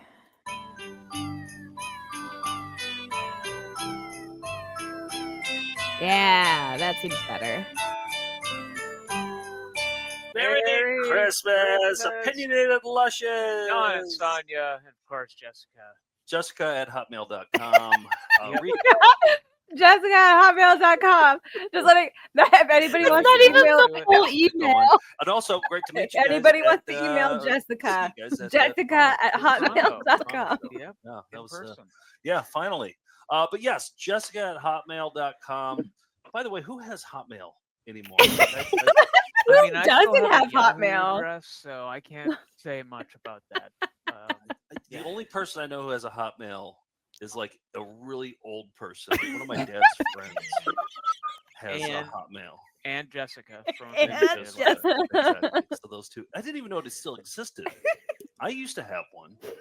It's was still called Hotmail. Yeah, What else remember is that it one, supposed to be? Outlook. Go back and see what's in your Oh, I should. like, All right, what we got to is get down it? to business. Jessica at hotmail.com. she said there's been a few changes this year, so I'll say a few things about my friends. And if you have and you have free reign to find some videos that'll fit, perfect. That's the way we like it here. We certainly found some that fit. Yes. Let's start with Dawn. Dawn is still into smut. Okay, good. Still into it. That's not changed, but now she's more into mob/mafioso bosses. She thinks they're sexy. Okay. Yeah. So if you have anything about crime that might turn her on, always the goal of a good friend. Let's see some of those. All right, we have a few. First of all, Nick, do you have the pornography collection that we just got for the No, but I think I have some smut just sitting around here. I've got sitting around. Here, let me put myself We up. just landed like a 1,000 pornographic tapes in Los Angeles, and That's a Jello wrestling video. I think it's Gello, Nick. Oh, Gello. Bikini Hoedown. Part of the Bikini Film Festival, prestigious Bikini Film Festival. I just watched their We recent have the episode Secrets of, every female Tuesday. sexual ecstasy. There's a woman who's so ecstatic she's bursting out of a volcano. You just have these. God, I wish. Holy shit! I'm getting ready for February. I mean, I got to prepare months in advance. It's like 3 months away, but yeah. Okay. Yeah. It just makes you just like having them around, right? I like smut just like everybody else. All right, so there's smut, but then there's also mob bosses, and there's one video. The first video that came to mind for me was Maintenance by Any Means, the Big Daddy scene. So, he's more of a pimp, but I guess sure. That's all I got. I guess it's a mob boss. His name's Big Daddy. That's a mob boss name. Yeah. But I think he's sexy too. So Nick and I have declared this the worst movie of all time. We found it at a video store in this is great. Anderson, Indiana, in like 2004. They were selling the DVDs, and it's a comedy where they're trying. It all takes place in a big, huge apartment complex, and it's all the different personalities.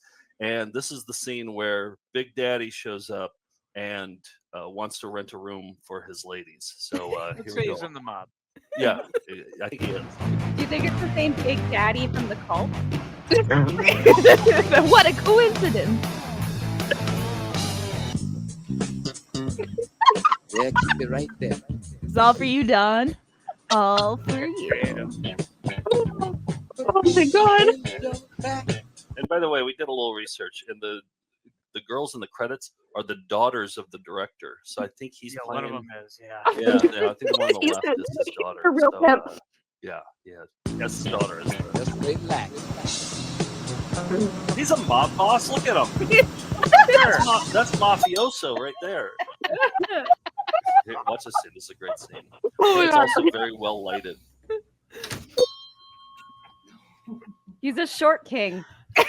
Welcome to Corner. Give it up for them. How can I help you today? Well, yeah, lady, I need an apartment for my girls, you see. I got to take care of my girls. Oh, he takes care of his girls. 10 out of 10. Above the bar. It's a white chance. These girls are top of the line. This is going to be their home. It's not going to be a place. He compliments them. Top of the line. I don't defend get called him. top of the line. Yeah. Lady, there won't be no need for that. Just give them the best. Target bid at most. Best view. Washer and dryer hookup. I got that first Washer and rent dryer. damage deposit right here in my pocket. Oh, well, that's all well and good, but I will still have to do a credit check. Lady, do all the credit checking you like. I like how high pitched his voice is. That's because he's too short Also, for like a the director cast his way underage daughter as a prostitute. Yeah. Yo, Not good. Those don't look Clean, young just ladies. like Those the guys are like girls. 25 at least. Well, then I That's guess I'll get good. started on it right away As they for you. should We are an be. equal Yeah. opportunity renter here. Well, very good. Go get me the paperwork so I very can good. fill it out. Okay. Girls, welcome to your new home. Thank you, Big Daddy. he's just like Are Marlon you Brando turned on, in Don? The Yeah. Godfather. He's really Tony Soprano there. Yeah. So all right. So there's your first taste, Don. There's your first Christmas That's present. your first mob boss. Big Got Daddy. that covered. I got another one though. This guy is a badass. So speaking of Tony Soprano, this guy totally reminds me of Tony Soprano. Oh, Really? God. Yes. So you know Chuck E. Cheese, right? The chain Yes. of those two go they together. had a series of videos featuring all their characters. And Pasquale, though he is portrayed as a chef, I think he's more like a mob boss. So Wow, a I mob said boss to that include cooks. Pasquale's song here. 10 out of 10. Pasquale okay. song? Sure. Who the fuck is Pasquale? Impossible? Pasquale? Only kidding, Jackie. I've changed my... It's like Al Pacino, right? I mean, like, he's like Uncanny. badass. Carlito's Way, yeah. Oh my god. Finally thought of a Those possible eyes way are gonna that give we me can all nightmares. share. What is it? It's a dream Hello, about a world Pasquale. when nobody Is the chicken a drag queen? Like, what is What about that the Big Daddy makeup? saying, "What is it, Pasquale?" What is it, Pasquale? hungry. Oh, now that's a dream we can't make Who needs come Five Nights at Freddy's? When you got Pasquale getting the gang. for once in my life. There's that Oh one my scene in The Sopranos where Yeah. Tony did this. Tony, Real good. Gonna make a difference. Gonna make it right. And he sings. Yeah. Go, Chucky. Okay. Oh no, what happened? That's all you wanted to see? Do you want to watch Okay. more? I mean, we can watch more. I was getting moved by that mob. You're so Nick. Singing "Man in the Mirror." We need the Yeah. rest. Yeah. Dear Let me- Nick let and me skip the Joe. headphones Yeah. before this. For the extended edition. Starting with a man in the mirror. I'm asking him to change his ways. And What's the little butthole starfish? Did you see it? if you wanna make the world a better place, Oh my god. and make a change. Okay, thank you. Thank you. That's what we needed. What I want more than anything is a video recording of the recording session in the studio where the guy Yeah. has to do the Italian accent for Pasquale while singing the song. I Do mean, you think he is an Italian American? No, I don't think so. I don't think any Italian American would do that. That's, Yeah, they would sell out their own heritage. Yeah. yeah. My wife is Italian American. I love showing her the over-the-top Italian stereotypes. It's my favorite thing in the world. Well, I She bet loves that. Dawn is extremely turned on by seeing Big Daddy and Pasquale back to back. I mean, Yeah, yeah. But and what you're- about Sonia? What about Sonia? She, What is Yeah, the- what's according Sonia? to Jessica at Hotmail, she still has chickens. Okay, good. Phew. All right. That Devin, doesn't change. You're still here. But this year she's building a house. Ooh.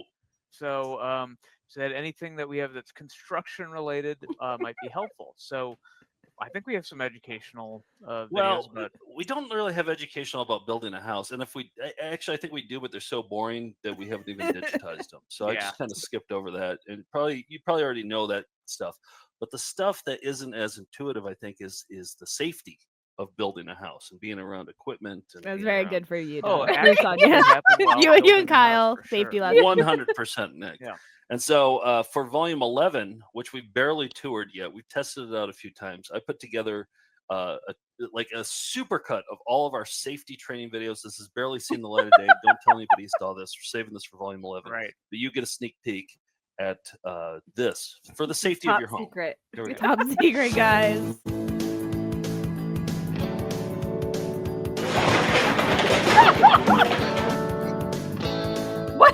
What is happening?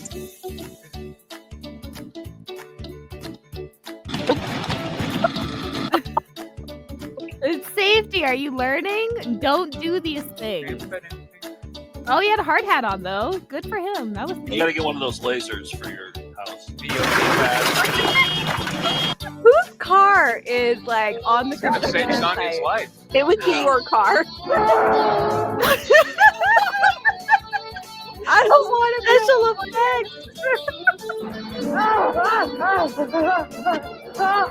Don't do that when you're making your house.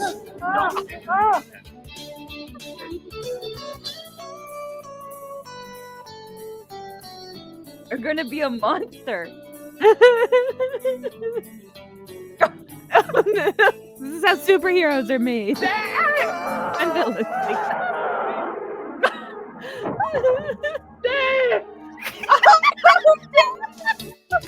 Dave's coming to help Domri. Good soundtrack, dude.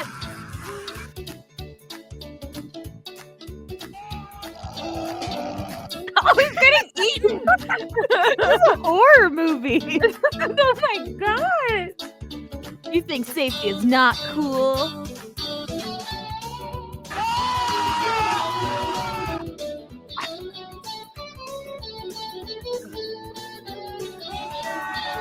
It's not a joke. This is for real. I love the Play-Doh hands. Just like, woo! What is his skull? You would not be screaming. You would just die. This is all special effects makeup, everyone. Not for training. Not for training. Stop learning, Sonia. Eyes is his eyeball. Ow! This is like physics doesn't make sense. It's like the Darwin Award. Yeah. Sneak peek. I should have said beforehand, don't do any of those things. That wasn't an instructional video on how to do those things. It's exactly. It's a counter example. You're not Don't get supposed them to do mixed those up, things. Sonia. No. Yes. Well, too late. Well, I think that's going to save your life. Okay, Jessica also said that. Who? Jessica at Hotmail. .com. Yep. Yeah, she has to be cyber at sex on the hotmail.com. internet might be useful for both Sonia and for Dawn because they're broke bitches. That's her words, not mine. No, that's not on there, Nick. You just said that. I don't know your financial situation, Dawn or Sonia. But broke bitches, and you might have to start selling feet pics soon. Oh, So, okay. All I right. guess there's a market for that. So, Yep. It's right over there at the Purr household. yeah. So tell me how to have cyber sex on the internet. Oh, okay. Yeah, we should definitely play that one because that'll come in handy when you have to sell your feet pics. All right, here we go. Let's just watch it. This is a classic. How to have cyber sex internet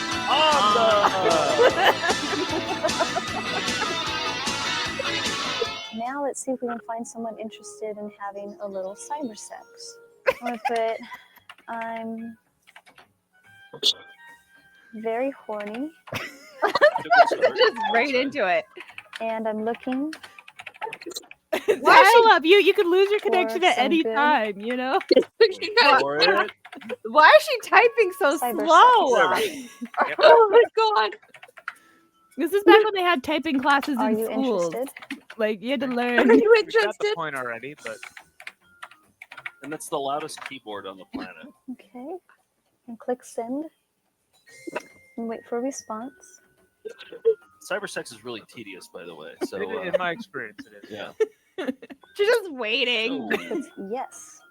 Yes. Lots of yeses. Yes. 105 pounds. Petite.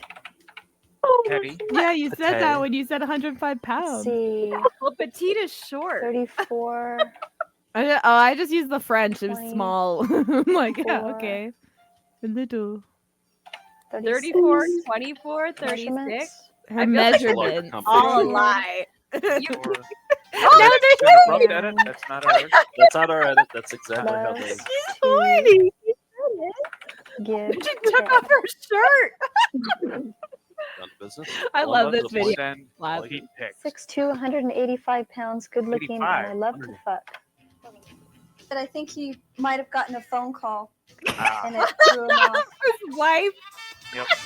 Yeah, and that's how to have. Big finish here. How to send feet pics. On the. Wait for it. Here we go. Internet. That'll come in Damn. handy. So I have another one in that vein because I think the next thing beyond just sending like a still picture of your foot to turn somebody on, virtual reality. You can actually enter virtual reality and have enact erotic fantasies. So I think that's your big payday. If you truly are broke giving bitches, might tips. consider this. Thank We have you. a video Thank you. called Cyber Erotica Sensual Reality. It's got like 3 titles. The cover title is different than the one is on it it. this video here that I happen to have Yeah. by my computer too? Yeah, yeah. What are we? Who are we? What are we? Ready I to don't go. know. Yeah. Is it this one? Yeah, that's the one. Okay. Yeah, yeah. Okay. Cyber erotica. Here it is. Games will bathe your mind in 1,000,000 gigabytes of global gratification. Make an appointment for a stimulating journey you'll never forget. I Called think that's Computer the same Escapes. field that It What is. is that? of Yeah. how to have cyber sex. I Motherboard? think it's the same producers. Yeah, that's the same bird too. Oh my god. Called Computer Escapes today. Motherboard. Here's the music from Yeah. Cyber Sex. It's the same music. Welcome to Computer Escapes. I'm Kathy. Hi, I'm Nancy Stewart. Nancy, let's find a out. real a couple business. things. What's your age? 21. Height? 5'6". Weight? 118. Nancy, are you married? No. Bitch is Any physical anorexic. There's problems? no way you're 5'6" Guys? and 118. I don't mind a little romance with the right guy. The Blonde question, or brunette? guys. Brunette. Fuck, I can't remember last time I Favorite saw like type of music? 150. Like, I don't- Please, pop jazz. And is this going to be cash or a credit Who said card? he's pumped? Put it on my card. You step right down the hall to the double doors. Gary will take care of you. Kathy, thank you very Yeah, you will. Oh, she's into her role. She knows what she's Gary. doing. Are you Gary? She knows. Gary, I'm Nancy. Nice meeting you, Nancy. Yes, I Nice am. Look at the nose on him. Right, if you like. I hope His so. eyebrows. What? See what we'll do, we'll get The started. nose and the brow. I feel like he just has very Whoa, cartoonish, activate. like all his Yep. characters are just There's the very. real It's usually That great was all character. worked for that. Powered for Quest 3. Next thing you know, Oh, are we stepping into the virtual world? yeah, we stepped into the virtual world, and that's where the feet action begins. So That's that's how you do it. That's See, how you no, do it's, it. like good, that. it's good that we showed some of the older stuff like cybersex on the internet, because let's be honest, that's happened for a while. But the virtual reality stuff, that is stepping us into It's the the new future. Exactly, it's stepping Yeah. us into the new age. So that'll come So- in handy for the feet pics. Yeah. All right, last thing here, and Jessica, yes, Jessica has a fun fact that she still has a Hotmail address. We noticed that immediately. I'll always notice the Can't Hotmail. miss it. Yep. Yeah. Well, we have a video called Hot Male Yoga that just pulled up in the office. M-A-I-L Oh, or that's nice. M-A-L-E? Thank you, Yeah, guys. watch, we'll find out. Okay, all Take right. a look. And ladies, start your boners. Oh my god. Told them to get Enya for this. Nick and I actually do this every single morning. A basic training with a sizzle. Is this like where tanning your butthole came from? I don't know. What pose is that? That's good. Jesus got off the cross finally It's pose. considered one of the most You, me, important Steve, poses we're in out your in Sheep's yoga Meadow. practice. Yep. Before we go into the office. It is a total relaxation of your body and mind. You're Just napping? Yeah, I guess. Rory, we're out there. I'd be relaxed too. Are you No, kidding? that's a Hotmail address. I'd zap off right there. Bend your knees No, like there's no way so your they're feet not are stuffing flat on the their floor. jock straps Inhale here. and gently arch your back. I don't know. Well, I couldn't do that now. Look how tiny their nipples are. It must be nice It's not to like like have lumpy. kids. It's so Back. Like I Yeah. just didn't see the socks in there, okay? Yeah. So I mean, lumpy. maybe he has a lumpy dong. I don't know. Good, yeah. So Not American Jessica healthcare at system. We can't Hotmail get it Yoga. checked. You guys have testicular cancer. Christmas Like, we get to look miracle. at Oh, your- really? Well, everyone has Peter three was too hard, balls. with 2 T's too. See that? Yeah, yeah. That's fun. Wow. Yeah. So a lot of eroticism, but hey, it's the holidays. Exactly. That's what the holidays are all It's about. not for the us. holidays. So, all right. I hope we ticked all the boxes here for the annual Rent a Joe and Nick. Thank you again for the support. We'll be in Toronto again, probably this 2025. In the spring, I think. Yeah. spring But or it- fall or something. Yeah. I hope nothing changes too much. I want you to still be opinionated and still be lushes. Next And time broke we see you. bitches. Yeah. Broke bitches And too. broke No, bitches. let's have that improve. Okay. Let's have their feet pig business go through the roof. Okay. All right. Yeah. And Sonia, bring some of your chickens with you to the. Fuck it, I'll bring BB. Yeah, please. Yeah, bring them on by. Chicken's a half price. Yep. All right. Merry Christmas. Merry Christmas, Opinionated Opinionated Lushes.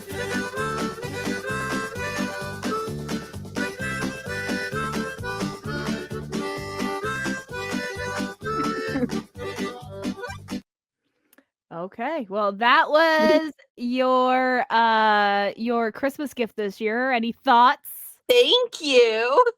Yes, thank you. My second thought is email them back from Jessica at hotmail.com and be like, to have it in fall. Because like spring I can't go, but in fall I can bring a chicken. So like, be like, Okay, I'll see if the chicken will entice them to Yeah, change their schedule. change it to fall.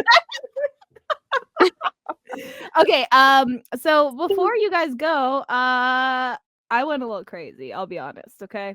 a couple weeks ago, I was high or whatever, and I was like, I saw, Canada Post strike.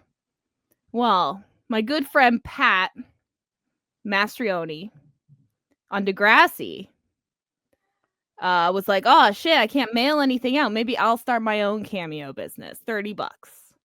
And I was like, fuck yeah, $30? I could do that to support Degrassi. $30, of course. But then I got a cameo email for Black Friday.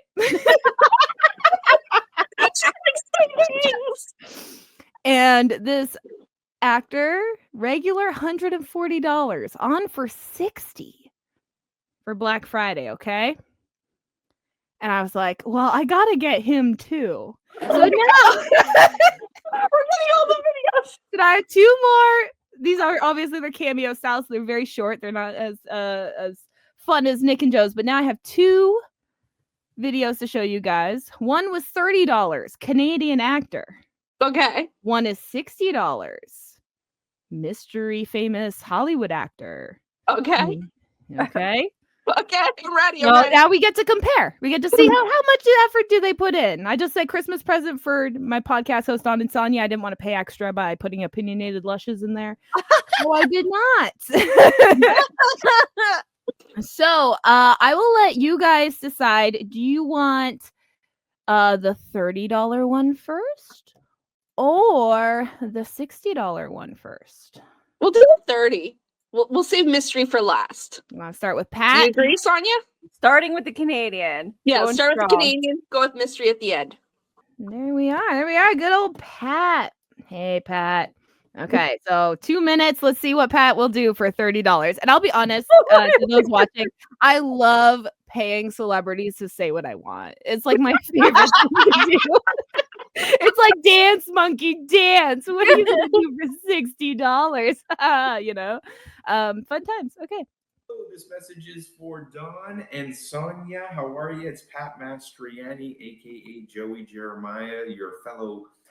I will add, I said you guys were big Degrassi fans. Just gonna put that in there, just in case. Okay, just in case there's context, in case he like does what I said and stuff. Okay. Podcaster Jessica wanted me to wish you a happy holidays, and she demanded that I wear the hat so that you would recognize me. I hope you guys get a kick out of this. Thank you so much, guys, for being a fan.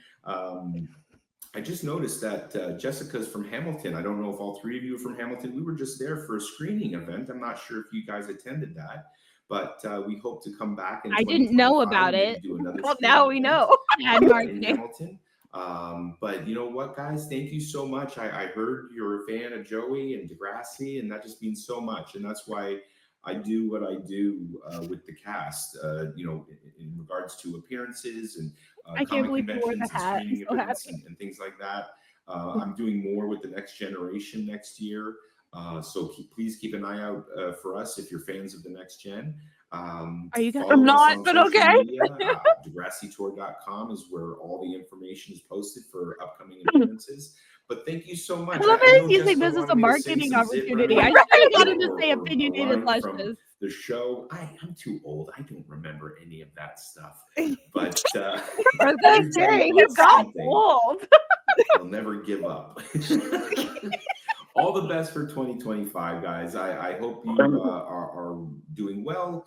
I wish you a very Merry Christmas, happy holidays with family and friends. And again, thank you so much for being a fan of the show. It means a lot to all of us, not just myself. Aw, And, I hope he tells all of keep on us, putting all on of the good them. fight. Yeah, It's been a that you crazy gave last them few 30 months, and I bucks. hope Yeah. 2025 is a better year with more opportunities. And just remember, keep it simple, enjoy life, have fun with family and friends, and love every minute of it, guys. Now Take he care. had a All the best, character and Joey, limit, so I could thank you. literally Bye-bye. write, "They're fans. Wear the hat." Okay, so there's $30. Now, do we have any guesses on who this celebrity is? Do we think? Is it Crazy Lacey? No, actually. Okay. I'll give you a clue. It's another man, because obviously I'm going to make a man dance for, you know. For the loonies and toonies, yeah. And Man, he originally was $160 on for $60 for Black Friday sale. So he's 160. He can charge that much. He was in a very popular movie franchise. Movie franchise. Is it Jack Black? No, fuck, he's like Will Ferrell. $500 plus dollars. He might be too famous. Yeah. Yeah. I don't remember the names of anybody until like I Okay, see them doing the name that counts. a character name. Ferris Bueller. Ferris Bueller. I can't say it. No, but this guy is old now. This guy is old as fuck. Like everyone's that fucking old. Like, how did that happen? I know. I was like, oh my god. I was expecting him to be like younger than me for some reason. I was like, oh shit. Okay, well, if you're watching this, write in the comments what you think your answer is right now. Okay, you had your Welcome chance? back. Yeah. Okay, let's see if you win. It is from the Twilight series. Twilight. Peter Facinelli. He looks drunk. What is happening? Okay, again, I have not pre-watched any of these, and this is like a minute long. Like, it's like, okay, you do you, boo. You obviously need the $60 more than I do. So, I guess. Hey there, Dawn and Sonia. It's Peter Facinelli here, from Nurse Jackie and Twilight. Can't Hardly Wait, many other movies. But I think you guys are fans of Nurse Jackie and Twilight. Nice. Jessica reached out to me and told me guys that you guys have a podcast together, and that every year he gets videos and cameos from public pool? people that you might enjoy. So I'm honored. I'm on that list, or I'm honored that I was the backup to Rob Pattinson, who is probably not available on Cameo. That's okay. And Falco couldn't make it, so that's okay. That's okay. I'll take second down the list. It's okay. Jessica said to get weird and dirty, but I don't want to get canceled. So I'll just wish you the cleanest, happiest, wonderful new year to all of you, and the best holiday season to all of you guys. And thank you so much for reaching out. I'm not going to grab anything or do anything weird. Just gonna wish you the best time. I need what he has. And also, Jessica said that you guys are all getting raises. So wonderful. Isn't that wonderful? We're all getting raises? Did you tell him, Jessica? Enjoy each other. Enjoy each other's company. I need to listen to this podcast. Sounds fun. I want to be on it. Give me a ring sometime. Oh my god! I'm gonna hold him to it. You heard it here, folks. Recommend your podcast. He's gonna come on our podcast. Is that what he said? said? Give him a reach. Like, I didn't even write the name because I didn't want to pay for like the promotional costs, because they ask for more money if they're like marketing you, if you're gonna use it for marketing. We're not. This is for us. We're just sharing it with the world. That was actually, again, where is he? Where are you? Two, love his hairline, by the way. Super jealous. And 3, I like him better than Robert Pattinson anyway. I know, right? Like, I like Robert Pattinson too, but like, I feel like I mean, I personally do love Nurse Jackie and Can't Hardly Wait, and like the grabbing line. I just want to say, if you haven't seen Nurse Jackie, his character, a younger doctor, has a tick that whenever he gets anxious, he grabs a woman's boob. So I think that was a reference to that. Okay. That. Like, hopefully you guys are a fan because you wouldn't understand it. I did put the fan of like I forgot he was in Can't Hardly Wait because he was like in his early 20s. Yeah, he was a baby. I always forget that's him. He was a baby in Twilight. He was only like 33. Like he was he was only than like 4 years older than Robert Pattinson or some shit. Like, he's not that much older. No, now they're older, but yeah. Now that everyone's old, and then it reminds me that I'm old, and then I'm like, oh no. Oh no. I'm so old I have a Hotmail account. I wish I was your old.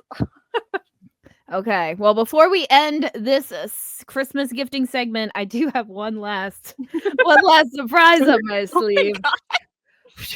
And this one's a physical surprise, so I will show it to you, and then you'll get it the next time I see you. So, who wants to go first? Sonia can go first. Like, I want to go first. I was gonna volunteer you anyway, so don't worry. Okay, I don't know if this will show up well on camera, so I'll do my best. But I ordered these back when Sonia was telling me that she might want to go back to school in the future after building a house and everything else. And so I got her if she already graduated. Oh, look at that. That's so cute. And she has gaming headphones and like a controller and stuff. Aw, that's so sweet. I love that so much. And then on to Dawn. We got... I can't see it. My ring light. We got Dawnya Book Rex, the Funko Pop, and she's holding a cell phone and a book. Oh my god, I love it. Look, and look, even has your white hair. Yeah, it has the white hair and a ponytail. That's so great. She's wearing like a hoodie. That's so good. Yeah. So next time I see you guys get your Funko Pops. Yay! Thank you so much. Thank you. So Merry Christmas and yeah. Commercials. Yeah, on to the commercial break, and we'll see you all on the other side with something. We'll let you know. Else. We'll do something else. And so We'll be there. make sure to check out the description for all the wonderful people involved and all the commercial space you see. All right. See you next thing. There's more Opinionated Lushes Christmas variety show after this brief commercial break. Stay tuned.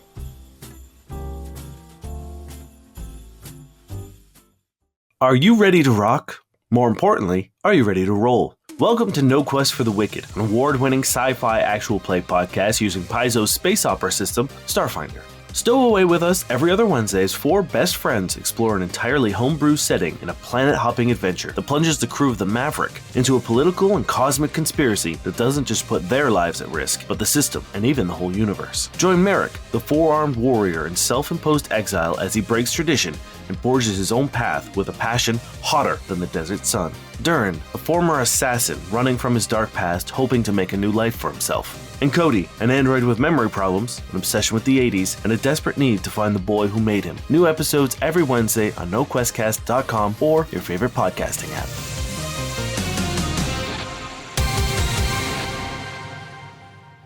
Have you ever been watching a movie and thought, I could do better than that? Yeah, us too. That's exactly what us here at the Fanfliction Podcast are doing, writing a great movie script. But not only do we want you to listen to our process, we want you to join in on the action. That's right. Have an idea, an edit, or an opinion? We want to hear it. Reach out and tell us, and we will read it live on the air. And if we use your idea, you will receive a writing credit for the screenplay. So join us each week as we write Hollywood's next blockbuster, one podcast at a time.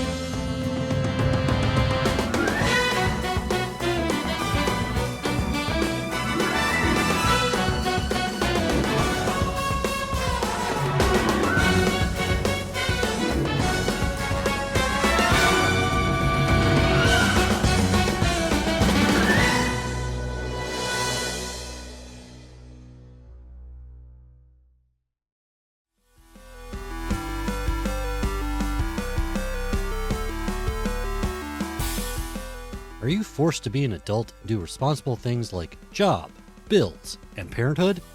Would you rather be doing fun things like FPS, RPG, or TCG? Then take a listen to The Part-Time Gamers, the gaming podcast for people with full-time lives. Cyrenex, 9 of 12, That One Weirdo, and the occasional guest discuss a different game each week that can be played to satisfaction on a busy schedule. You can catch the show live Sunday nights at 9:30 Eastern Time at twitch.tv/Cyrenex, or listen to it later on the podcast app of your choice. If you'd like to help us out, you can give us a review on Apple Podcast, or you can help with our paychecks at patreon.com/PTGcast. For more info and links about the show, go to bit.ly/CI Productions. What's new, listeners? I'm Arthur Howell, the host of 2 Cents Critic. Here on the program, we give reviews and recaps for books, movies, and TV shows, with a whole bunch of special guests to join in on the fun.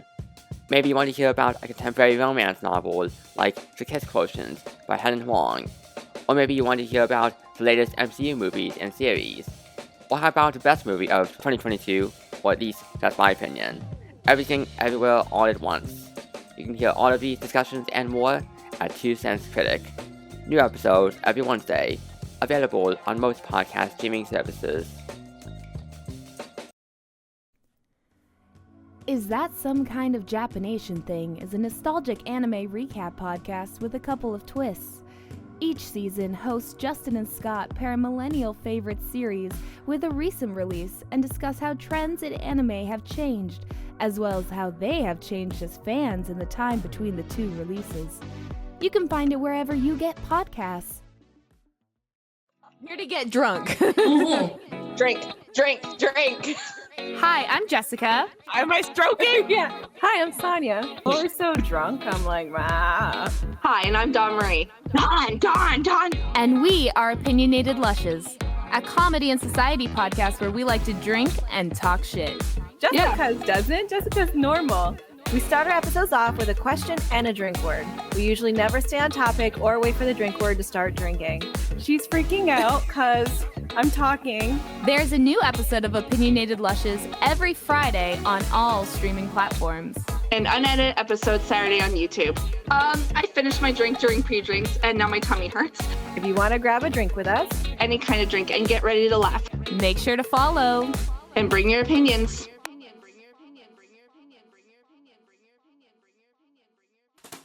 We are back to the Opinionated Lushes Christmas Variety Show.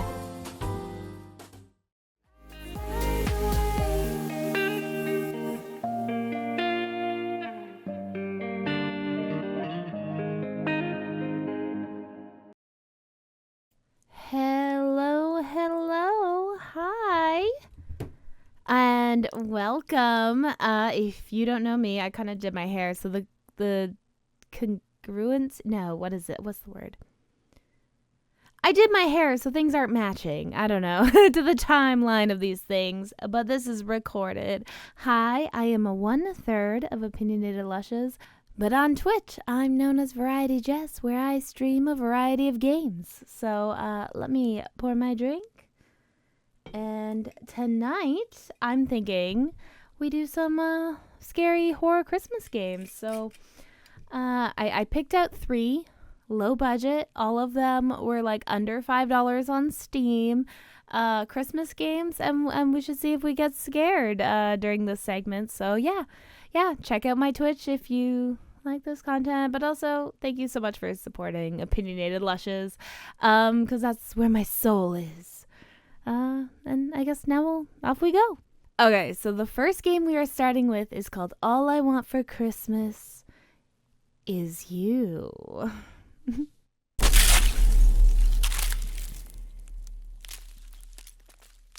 Coaster games. Okay. I don't know anything about these games. I literally searched Christmas on Steam, and this was a bundle. So let's just check settings.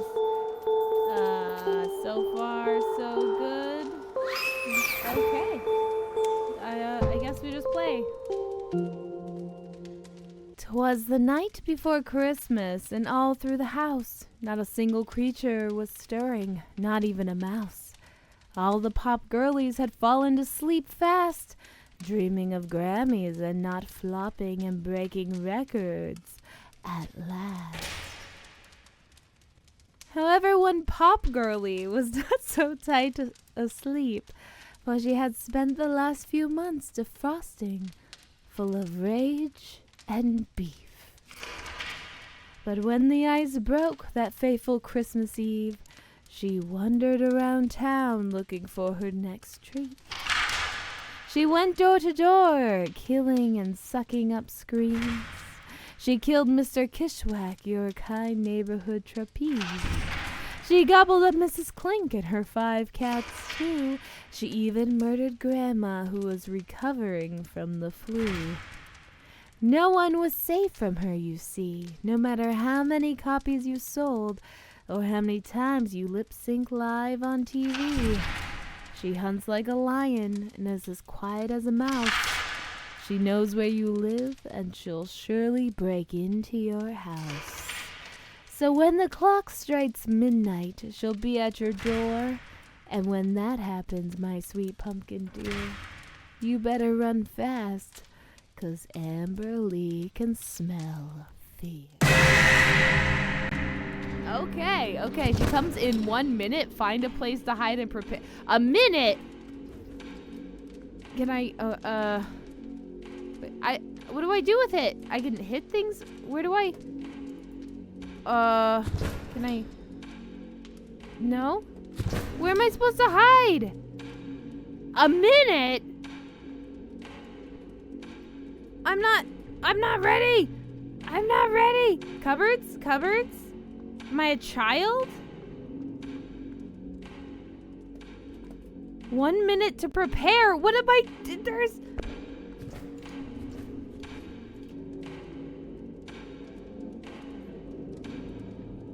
Shit. I grabbed a bottle of water. What do I do with it? Oh, there's shit there.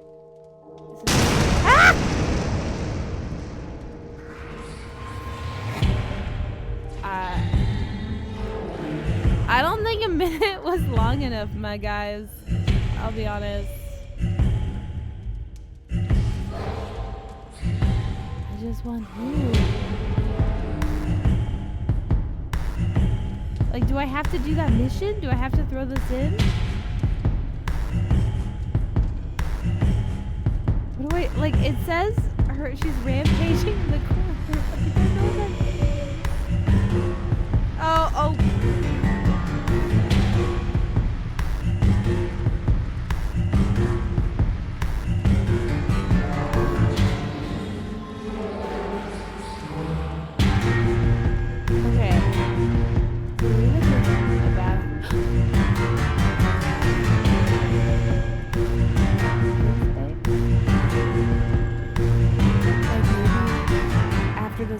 This rampage, it'll like give me like more minutes to do things, like as rounds.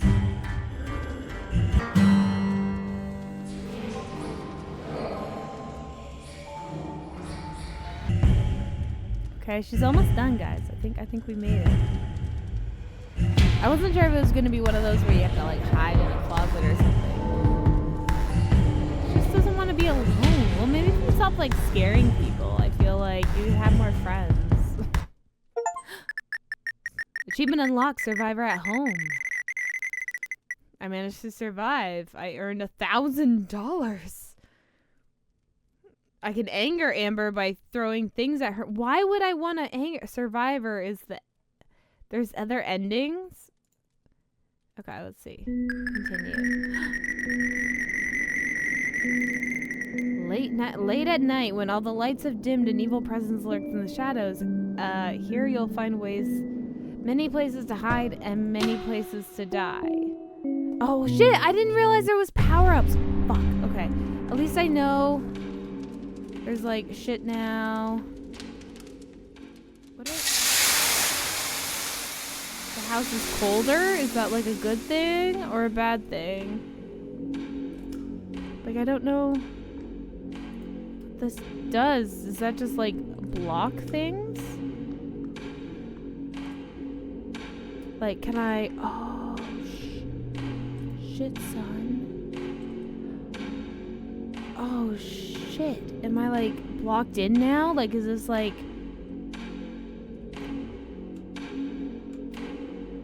Okay, yeah, I can't get out, so... I guess this is just a way to protect me. Okay, I feel like this is just gonna...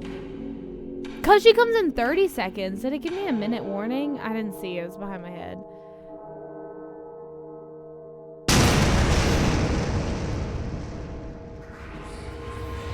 This ain't a time to be alone. Okay, well I know this is a good place to hide then. So was it just like the presents help me? What does making it colder do? What was that?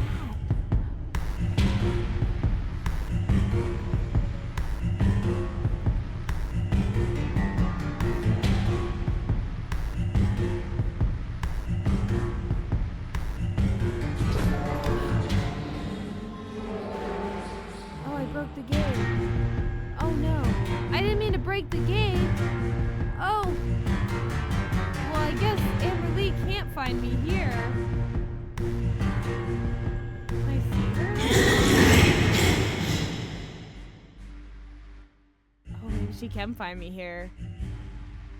Oh, she just can't get me here. Oh. Okay, kind of broke the game there a little bit. My ending was basic. You kind of survived, but eventually she got you. Okay, we'll do one more. Okay, I want to try some of these power-ups though.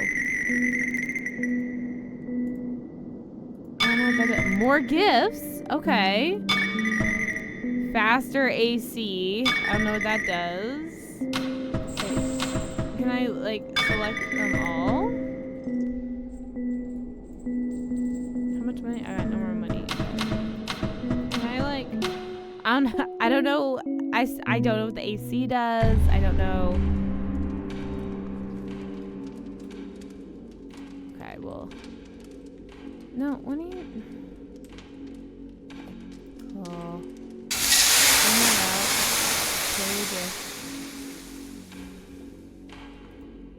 Oh shit. Boop. Oh my goodness, there's so many places to hide. I didn't. Oh, what does that do? Oh shit. Can I like set shit on fire? No. 30 seconds. That's not enough time. Shit.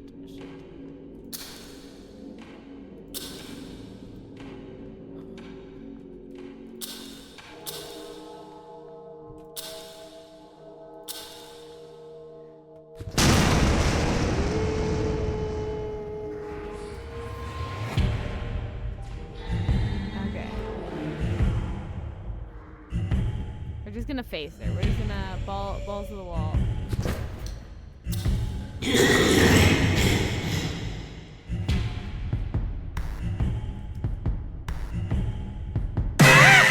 I was trying to get around. Okay. Week at home. I got the week ending. She killed you right as she came in. Well, you know, karma's like revenge. Maybe she'll get revenge on you somehow. Okay, I feel like this game has potential for $2. Cool. On to the next one. Okay, on to game number 2. This one is called Christmas. Check our sure. We don't need head bobbing. Yeah. Sure.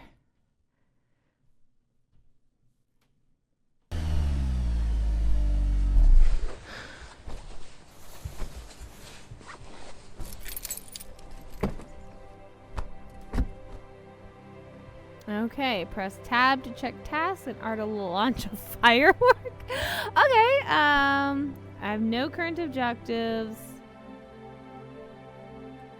And I can't launch any fireworks. Okay, this blur is gonna get annoying real fast.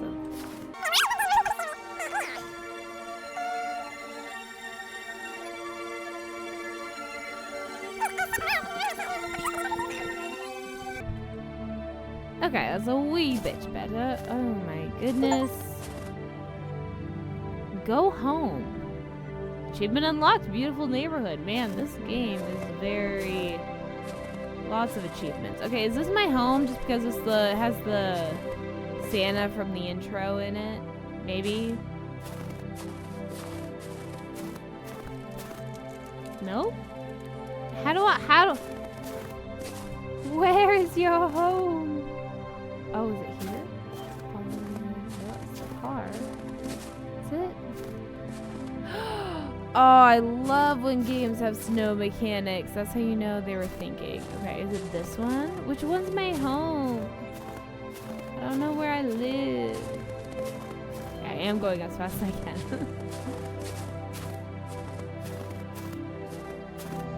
Huh? Nope. Nope. That's not my home. That's not the one. Maybe it's at the other end.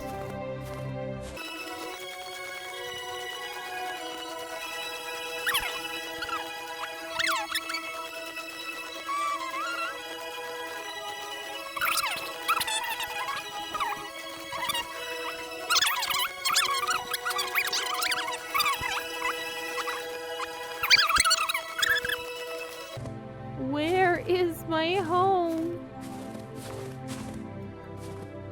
Oh, what is this?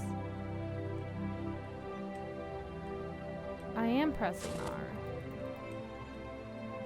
Why are you not? I'm pressing R.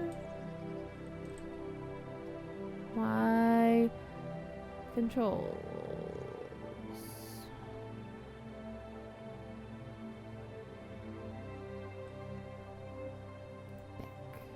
Zoom. Maybe I just can't do it yet? Like I'm not the right spot because I can't find my fucking home?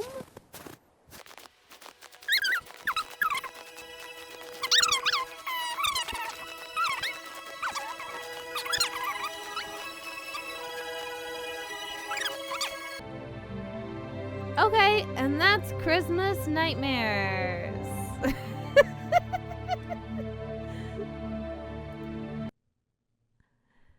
Yay! On to the third game of this Christmas variety special, Evil Holiday.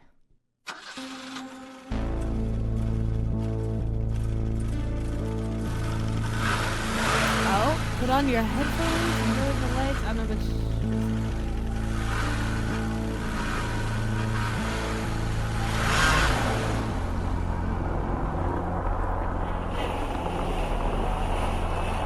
Ooh, this one's like starting good. Okay, I have hope in this one. This one's gonna get me, I feel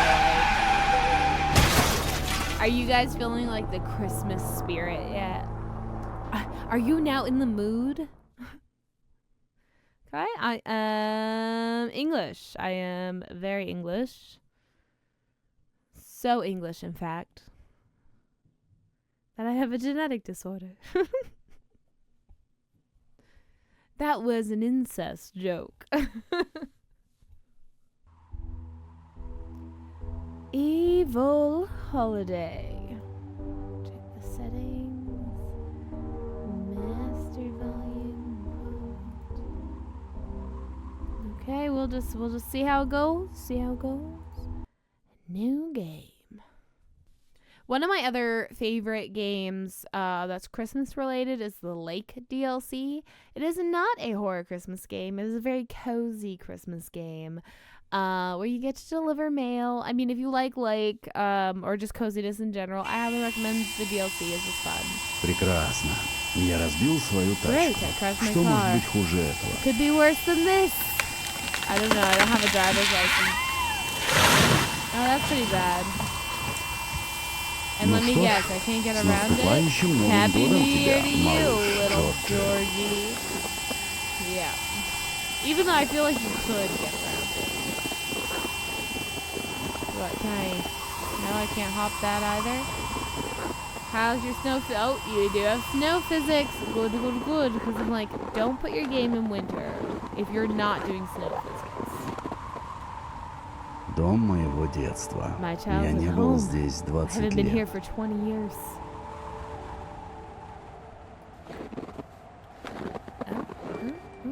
Oh. Right. Why? Road closed. Okay. See, the snow physics are so good. Okay, I like it. I like it. Okay, we're going. Right. Ooh. I do feel like we could have hopped that bank, to be honest, actually. Кое-где горит свет, но Some lights are похоже, on, что but it looks родителей like the нет parents are дома. not at home. How'd you know, my dude? How would you know? Should I like look around? Like I don't know how in depth. It's hard with indie games. Sometimes everything matters, sometimes nothing matters. What am I looking at? У соседей тоже как-то тихо. Может, уже отпраздновали и легли спать? Oh, everyone's sleeping apparently, I guess. Yeah? Okay. So we can just... See, I feel like if it was gonna be a game with things, it would have something. Okay, so it's... А меня вообще ждали? Were Может, they even где-нибудь waiting for спрятали me? ключ? Maybe they hid the keys somewhere. Okay, so are these my parents then? Фу, как воняет. Нужно выбросить мусор. Stinks. Gotta throw out the trash. Like a good son. I can't throw out the trash?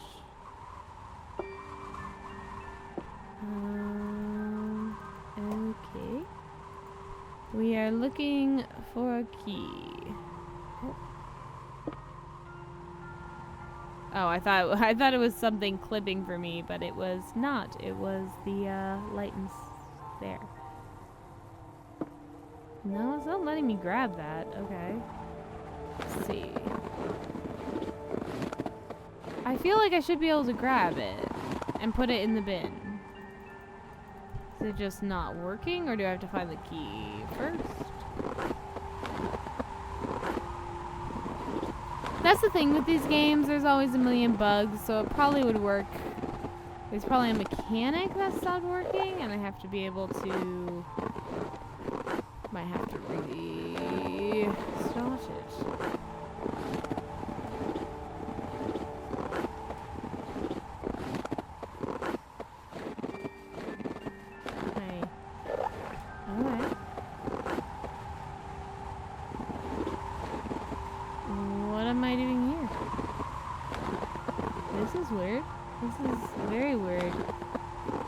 Okay, if two of these games aren't working, that's... Where would it... Like, I should... Okay, we did it.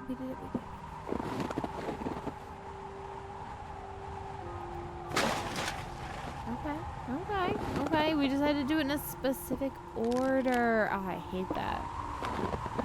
Or at least put it like the first bag on top, not like the bag behind. You can only get from a weird angle. But you know, whatever. We figured it out because we're pro gamers. That is what we are. О, а вот и ключ. Oh, and I found the key in the garbage. A recurring guest we have on my streams is... Say hi, Gord. He's here so much he has his own chair. Сперва мне нужно выбросить весь мусор. Yep, thank you for reminding me there's trash. Okay, let's finally see what scary things await us.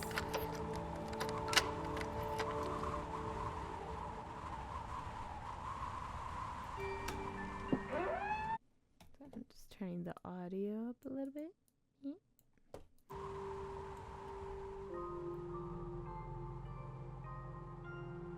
Oh, thank you so much. Тупой мальчишка! Ты опять забыл выключить свет! Пока ты гулял и веселился, мы с твоим отцом становились бедняками! Oh, we got familial trauma. The ultimate Christmas nightmare. Finally, now I'm about to get scared. Да, дом. Милый дом. That was just the intro? Oh no. Ладно, начинаем веселиться. Let's have fun Несмотря despite ни на everything. What does что. that mean? Despite what? Despite Изыди тьма. I love that it aims me to the lights. I feel like that's gonna be important somehow.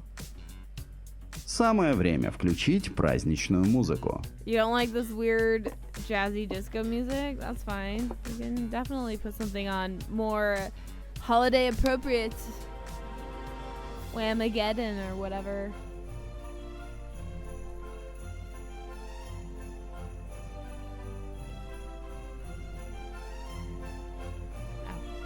I didn't realize it was a cutscene.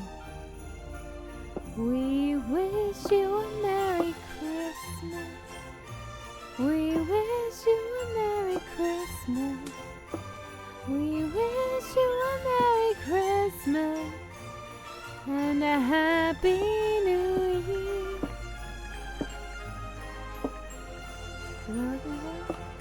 Good tidings you bring to you and your kin.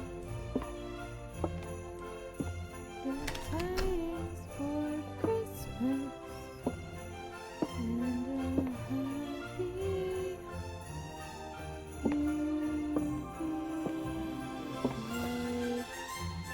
I guess upstairs is the way we go. Уверен, все двери закрыты. Мама всегда запирала их, когда куда-нибудь уходила. Mom locks all of the doors whenever she goes somewhere. That's a little fucked up, my guy. I don't know what to tell you. Like, do you not understand that that's not a normal thing to do? To lock your indoor doors? It doesn't close that. I need that open. How are we having fun then? I guess maybe food? Can I open the fridge? This is awesome fridge, by the way. Holy shit balls. What's this? Is this a pan? It's empty. And like we walked in here and he was just like, let's have fun. Привет, дорогой малыш Джорджи. С наступающим Рождеством! Мы с папой поехали в магазин за продуктами и вернемся очень скоро. Уверена, нам есть что обсудить за праздничным столом. Господи, как давно мы не виделись, малыш Джорджи. Пока нас не будет, пожалуйста, поставь елку и укрась дом. А еще разложи продукты и приготовь курочку в духовке. Ты так любишь курочку, мой маленький мальчик. С любовью, твоя мамочка. Даже спустя столько лет я ненавижу, когда она меня так называет. Okay, they went to the grocery store. We need to put up the Christmas tree, decorate the house. Also, why would I put groceries away and cook the chicken if they're currently at the grocery store? I don't know, but that's what I'm doing. That's what I'm doing. Wait, what am I holding? Can I put it in the oven? No. This goes in the fridge. Oh, something goes in the fridge. Самое время украсить дом. Здесь явно не хватает рождественского настроения. There is not. Where would the Christmas decor be? Did I maybe miss it somewhere? Is it in a closet that suddenly unlocked for me?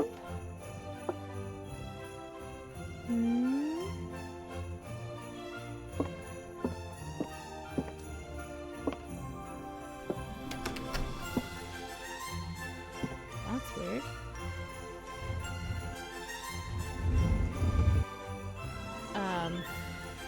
Okay. Christmas decor in the attic. That's attic stuff.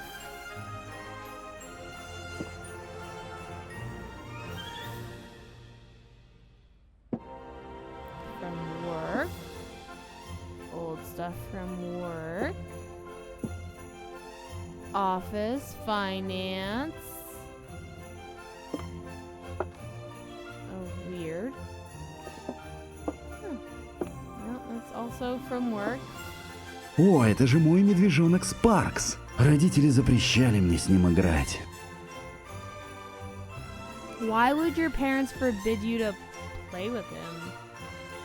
Why? It's a whole lot of weird. Still from work though. So. Oh. Alright. And nothing there, nothing. That was all I needed.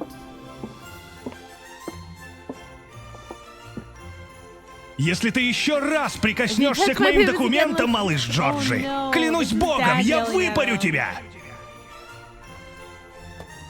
Oh, jeez. Like, why would you come back to your parents' Christmas if that's, like, what you remember? Okay, but I have no idea where these are gonna go. If this took me another half hour, I'd give up. Oh, is that over there? Is that a sign?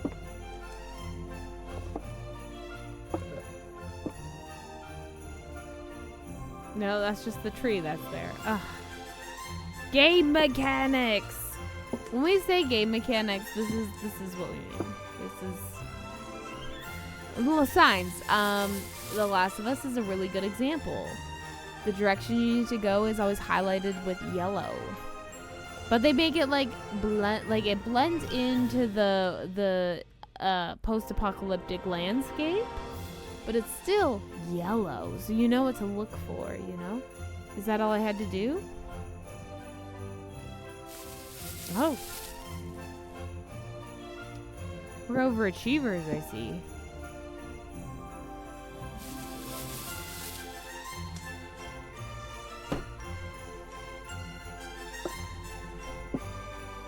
More!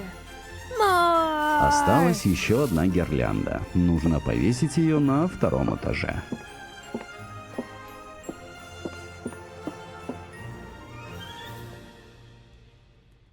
Самое время поставить елку и украсить ее.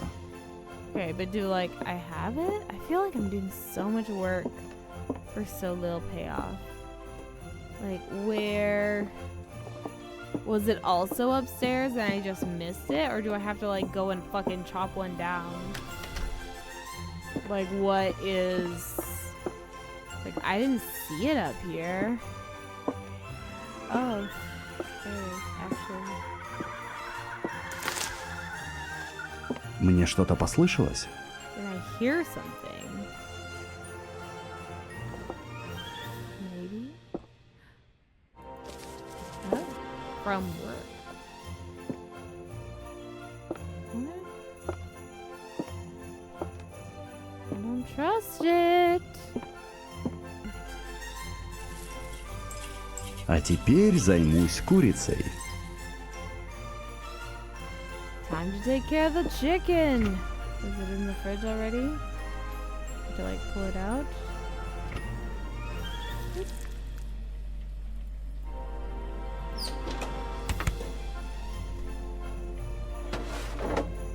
Look at me being such a good чего-то я son. устал. Нужно немного I nap on the отдохнуть с couch? дороги. No? Where do I get some rest? Where does one rest around here? I've yet to see like a bedroom. Что за херня? Этого ключа здесь не было раньше. Oh, that's helpful. Thank you. Не вздумай запирать дверь, маленький негодник! Я знаю, чем ты занимаешься, когда мамочка не видит! Встречу с родителями Рождество и утром уеду отсюда и больше Okay, никогда I'm не glad вернусь. it's taking this like to recognize he has PTSD and he shouldn't come back here. Like I'm glad this is the moment, but I feel like it probably could have been earlier. That's fine. That's fine. You know, people are ready when they're ready. Again, why am I looking at the neighbors so often? Something's gonna happen with that, I'm sure.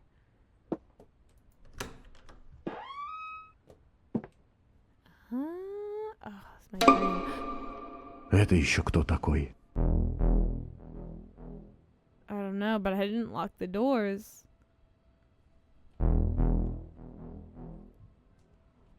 Do I go down? Oh, shit, it's one of those?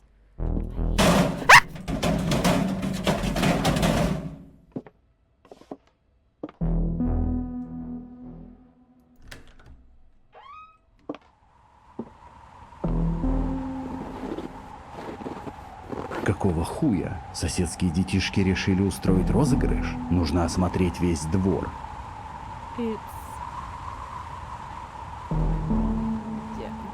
Do I pick it up? No. But how are they gonna? My parents gonna get home? They won't be able to jump it.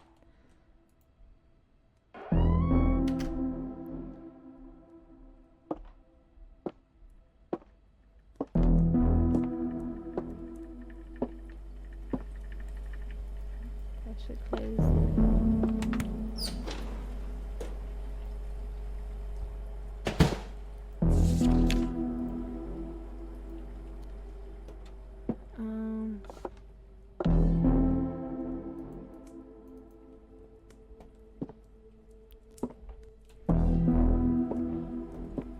I don't know what the music means.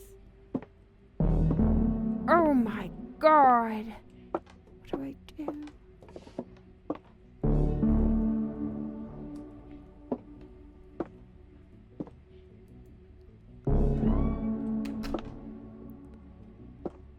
We're fine, we're cool. He's not there. Can we nap now? Rest? Can I get some rest?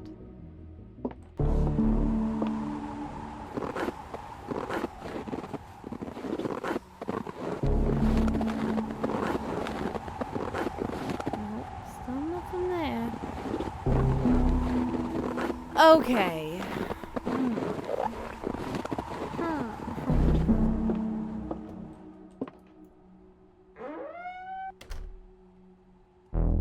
Okay, well, it was a very evil holiday because my parents are abusive. I feel like that was the main message of this story. I feel like could have been good. It had moments.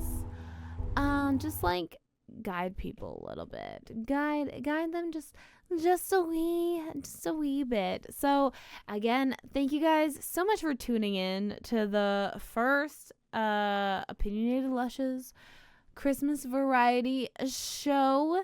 And of course, check out the description below for all the amazing contributions, as well as, you know, the people in the commercial break and everything else, and all the amazing things they do, the art they create. So definitely check that out. And yeah, if you feel like following me or subbing to me on Twitch, just twitch.tv/VarietyJess. And yeah, Christmas games. We need more of them. I would love a AAA Christmas game. I don't know, a first person, but you're in Home Alone or something. I don't know. Write it. I would play it. Until then, I will see you all next time. Bye. Well, thanks for those like fun little gameplay that you did for us. Dawn Marie, I believe you have a little treat for us. Yes, I got asked to do my top 10 favorite books of this year, and I am going to tell them to you. So stay tuned. Hey friends, I heard you guys wanted my book recs for this year. By the way, this is my 20th time filming this. I'm a little cheesed. But anyway, so I'm going to get into it. I'm going to announce my 10 books that I've read this year that I loved, that I will recommend 100%. Warning, their majority are dark romance except for one. And so check your triggers. Alright, number 10 was Randall by Cassie Elford. Anyway, this is about a boy. He's not the brightest, but he's a drug dealer, and anyway, he ends up like working for the cartel to make extra cash. And he makes this extra cash so he can pay for his tutor that he likes a lot. It is hilarious. It's like light dark romance, like diet dark. It's hilarious. Check your triggers though still. Number 9, Snaring Emery by Gigi Sticks. This is mafia. She witnesses something like a murder, and so they're just trying to spy on her to like see if like she's gonna like say anything, if she remembers whatever, see what she saw. So he manipulates her to stay with him, and he falls in love with her. It's really good. Check it out. Number 8 is Broken by Sadie Kincaid. This is billionaire, arranged marriage. There's some dark elements. Again, check your triggers. Really good though. It was so good. Number 7 was Survive for Me and Break for Me and Survive for Me by Ember Nicole. And this is Bounty Hunter and the Bounty. And the Bounty is a girl who's trying to escape her stepfather and stepbrother. They want her to die essentially. Anyway, they fall in love. It's great. Number 6 would be Unhinged Kane and Unhinged Callie. So Unhinged Kane is the dad, and he like gets with his... It's okay. Let me start over. So number 6 is Unhinged Kane and Unhinged Callie. There's 3 books technically, because there's Twisted Abel as well. But let's start off with Unhinged Kane. So Unhinged Kane, so Cain and Abel, they're brothers, they're serial killers. The girl that the FBI agent that is like studying him, he falls in love with. And then in Twisted Abel is his brother. That's by T.L. Hoddle. I'll save it for you guys. And then Unhinged Callie is the daughter to Cain and his wife. And she is a psychopath too. So read it. I loved it. It really got into the mind of a serial killer. Number 5 is Saint by Eva Simmons. This is Secret Society college stalker. He fell in love with her right away. She didn't know. It's so good. So good. Number 4 is Little Stranger and Little Liar by Lee Rivers. If you have not read this book, it is foster brother. He's mute. And he falls in love with his stepsister, and like it's so good. It's really good. It's taboo, obviously. It's a touch her and die. It just read it. They're both good. And then like Little Stranger is in her POV mostly. Little Liar is in his POV. Number 3 would be The Striker by Anna Wong. This is not dark romance. This is a sports romance. This is very good too. This is brothers enemies and the sister. Yeah, like it's so the brother and like so the guy and the brother, they're enemies. They're on the same team though, and they keep fighting. So they have to go to a special like summer camp to like figure their stuff out. And it happens to be the one guy's sister that's teaching them, and they fall in love. It's so good, like, because she falls in love with like her brother's enemy, and like it's just read it. It's good. Number 2 is Lights Out by Nevessa Allen. This is like a TikTok masked guy, like thirst trap dude, and he falls in love with one of the girls that constantly likes his stuff. It also happens to be his roommate's ex, so you know, super cute, hilarious. She's a nurse. He's a TikTok thirst trap, basically. Check your triggers too. It's mostly funny, and definitely listen to it on audiobook. That and Little Liar and Little Strangers, listen to audiobook. They're so good. And number 1, and this is my favorite book this year, and it was Loving the Liar by Lola King. Now, this is...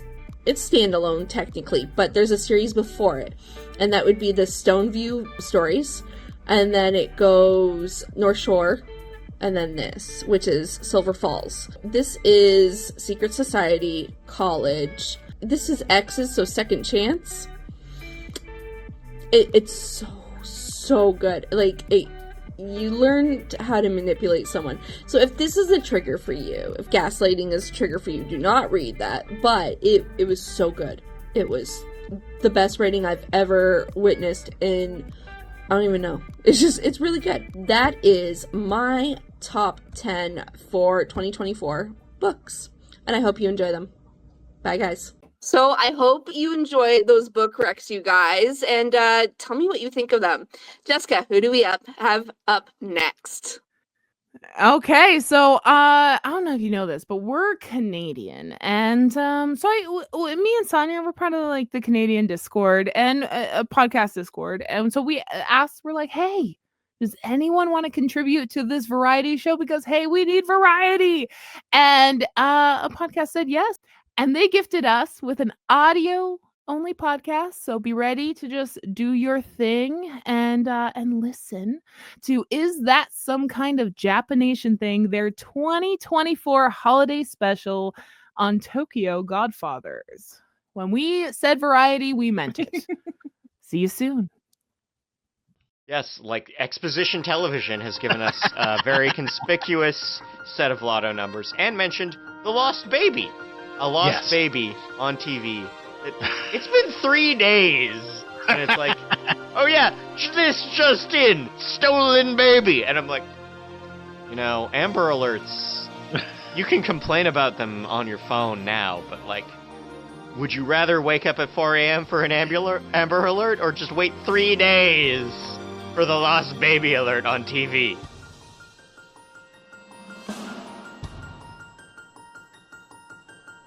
Hello and welcome to Is That Some Kind of Japanimation Thing, a series that remembers Blockbuster, but not always fondly. How about that? I think that's a good way to talk about it. I think we acknowledge Blockbuster, Scott. We're aware of its legacy. Anyway, my name is Scott. And I'm Justin. All right. This special episode is brought to you by the Kyoto Sweets Box from Cratejoy. It is a monthly crate of snacks curated by people actually in Kyoto. Every box will contain 20 items, including one of which is a guidebook that will explain the items in it. It is a mix of a couple of teas, some actual local snacks, artisanal handmade stuff, but also packaged junk from the convenience store that you would really want. Like the things that make you jealous about, you know, the TikToks and the Instagram reels, where it's like, look, it's prawn-flavored Pringles and this weird Kit Kat and whatever Japan thinks a caramel corn Cheeto is. I'm seeing this image in the previews. I don't know what that is, but I do kind of want to try it. Anyway, the link is in the description. You can sign up for just 1 month. You can gift it to someone. You can sign up for a full year and get a big old pile of stuff. Either way, I recommend you do it. Or you can back us on Coffee if you'd rather just hand me $5 directly if you appreciated this episode. That's how that works. Coworker, just to jump into the Kit Kat thing, coworker went to Japan recently, brought back for the team apple pie flavored Kit Kats, and I'd been sick the week that she came back, so I was the only one who still had one on my desk.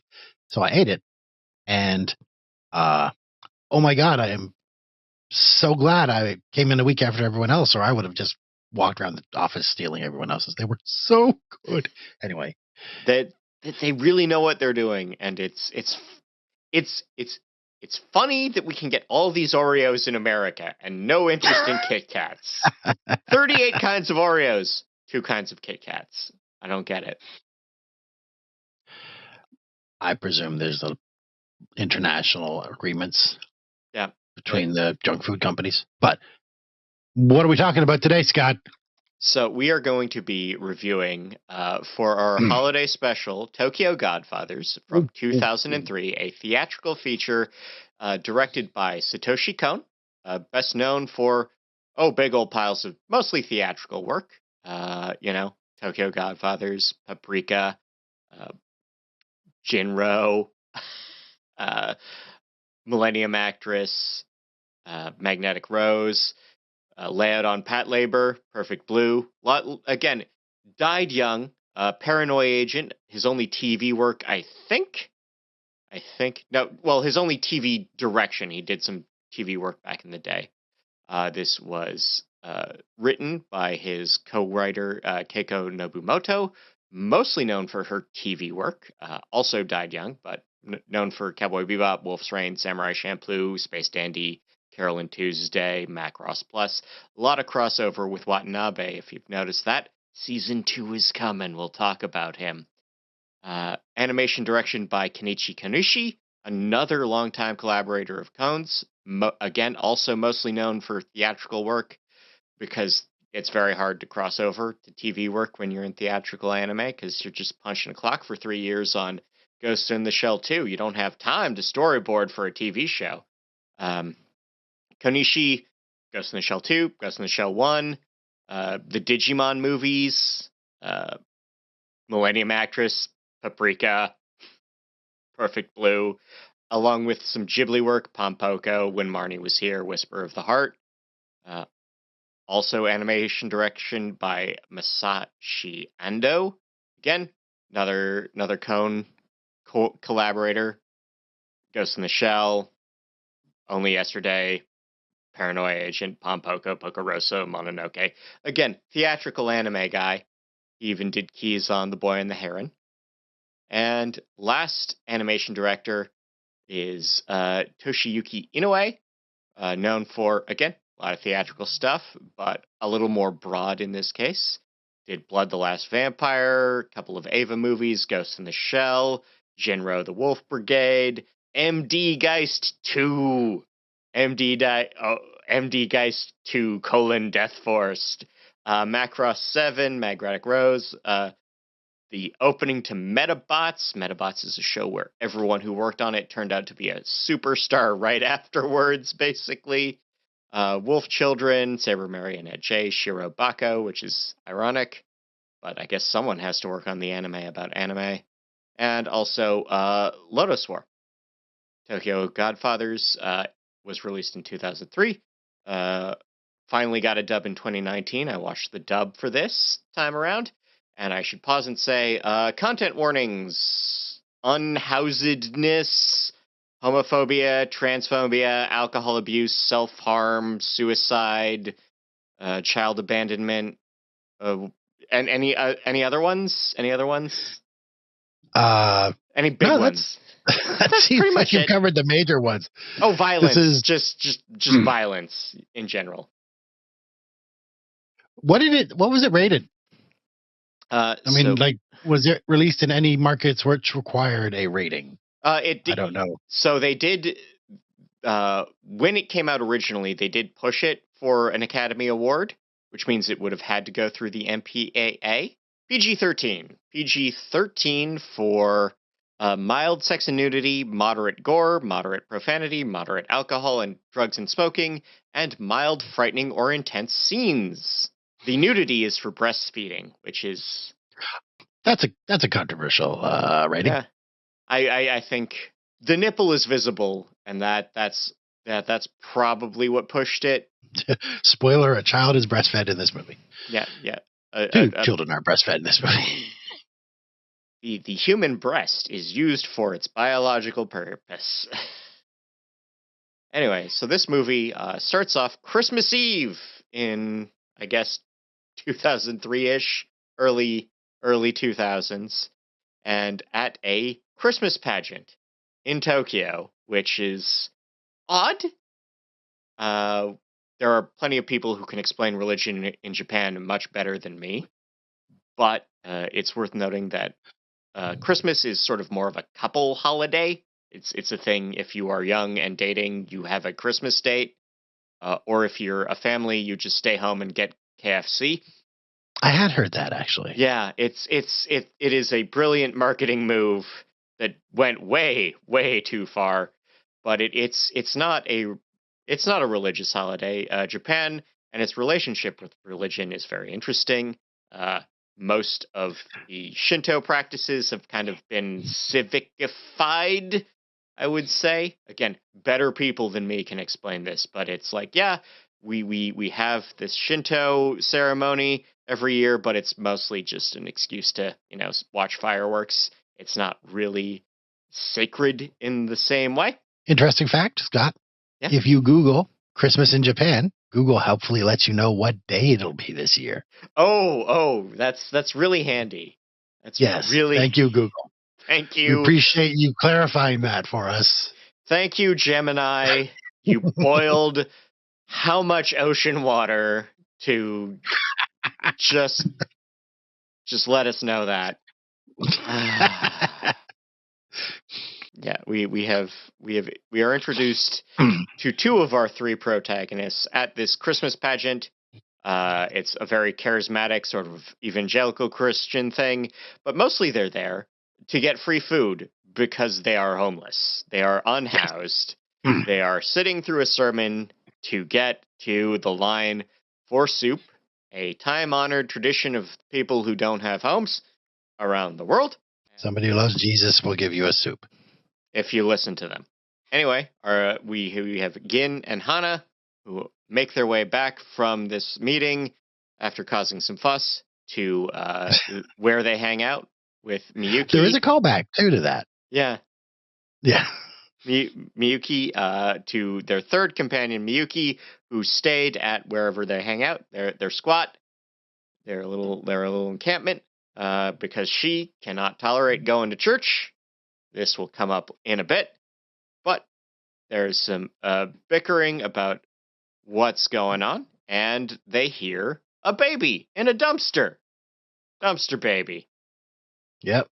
Before they hear the crying, Hana does slap Miyuki. We get Miyuki say that not even her father hit me, because no anime can escape that Gundam reference. No anime can escape that Gundam that's a Gundam reference? Yes. Anytime someone gets slapped, it is, and they say not even their father hit them. That's a Gundam reference. I'll keep an eye out for that in the future. Oh, once you know, you can't escape. So, these three find a baby in a dumpster. They agree that they have to take care of the baby for now. Yes. For now, at least. There is some debate as to whether or not they should dump it at the police station now or later. Because Hannah's very excited to have a baby. Hannah's intensely maternal. She had expressed that desire in the soup line. Yeah. And now, this child has been gifted to them by fate. It is definitely a fate thing. Hannah is trans. In the dub, they actually got a trans actress in for this. It's really great. I really appreciate it. Like, everyone on the dub does really good work. It's great. It's a dub from G Kids, which is the company that now is custodian of the international rights for Ghibli movies. And they do a good job of, casting people more interestingly than we've gotten lately, mostly because Sony owns all the TV anime now, and they just dub it out of Texas with the same guys. Very efficient, if not as artistic.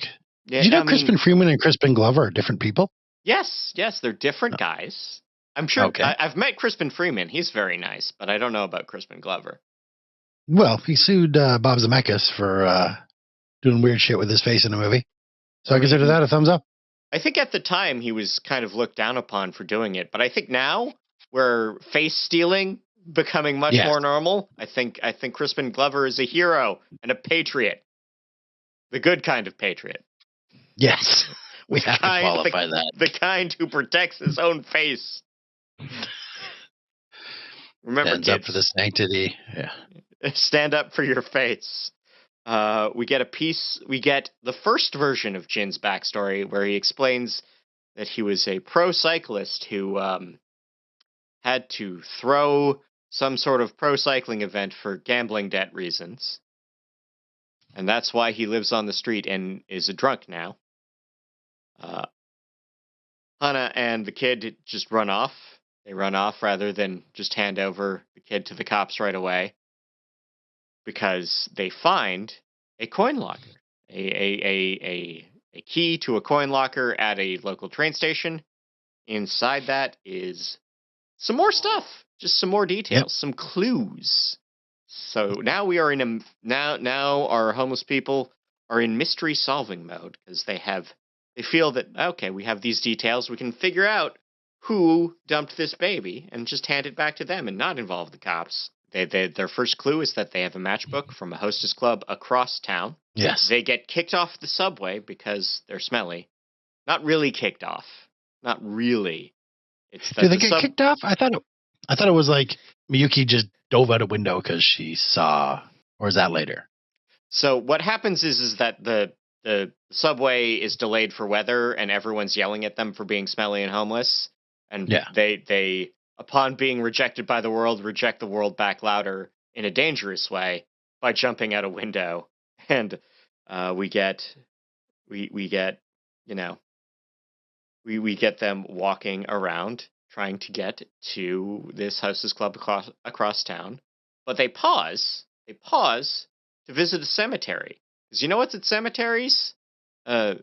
Offerings. So they can scare up some rice buns and some booze off of other people's graves. Well, I mean, that just seems to be the best thing to do.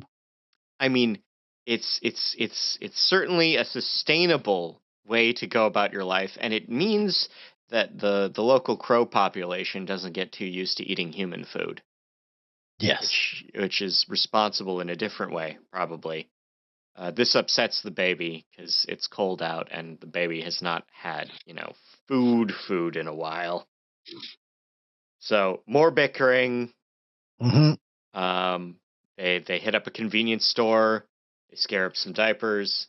And actually, don't they find the diapers and formula on top of a baby's tomb? Oh yes, this is another thing. So this is a specific thing that Buddhist. Most funerals in Japan are Buddhist. Most weddings are Christian. It's just how they go.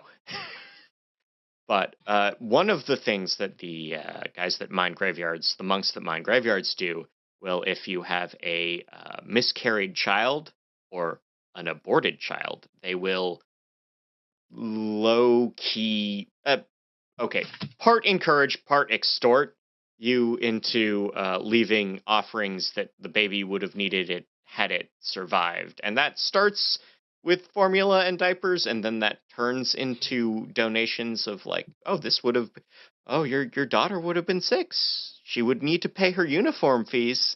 Oh. It's sometimes it's extortion, sometimes it's like, no, this is part of we're mentioning this to you if you're still grieving and you want to keep, taking care of your daughter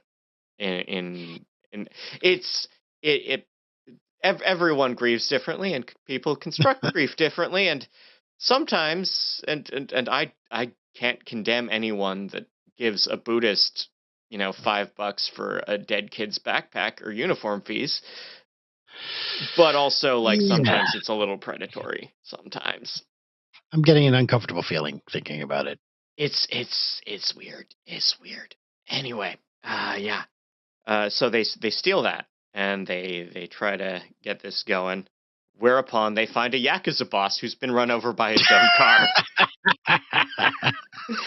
And he was trying to get it out of the snow, and it just fell on him.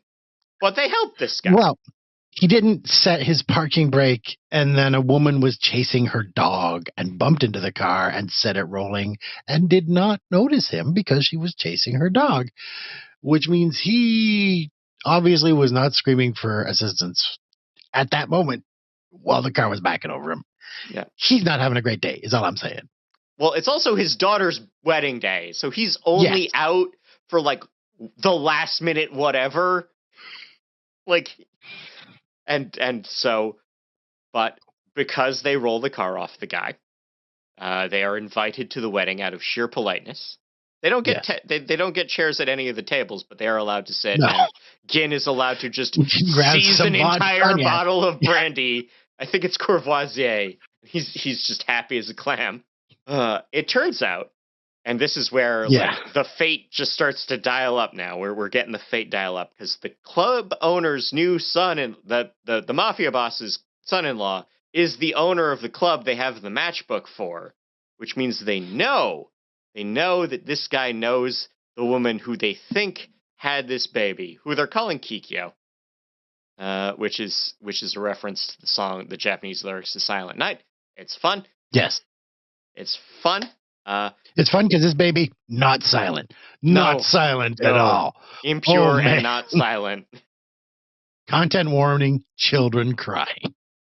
Except the the son-in-law is also the loan shark that Gin had to deal with in the past. So he's like very quickly trying to beat it. But before he can beat it, I assume a Filipino man tries to assassinate the Yakuza boss. Yes. Coincidence. He is in the dub he speaks Spanish. I think in the original Japanese he also speaks Spanish, but just a different guy. Yes, he does. He is subtitled as speaking Spanish. Yeah. So he speaks Spanish. He is dressed as a woman. He is dressed as a waitress at this banquet. Miyuki and the kid get kidnapped. Little Austin Powers that bit.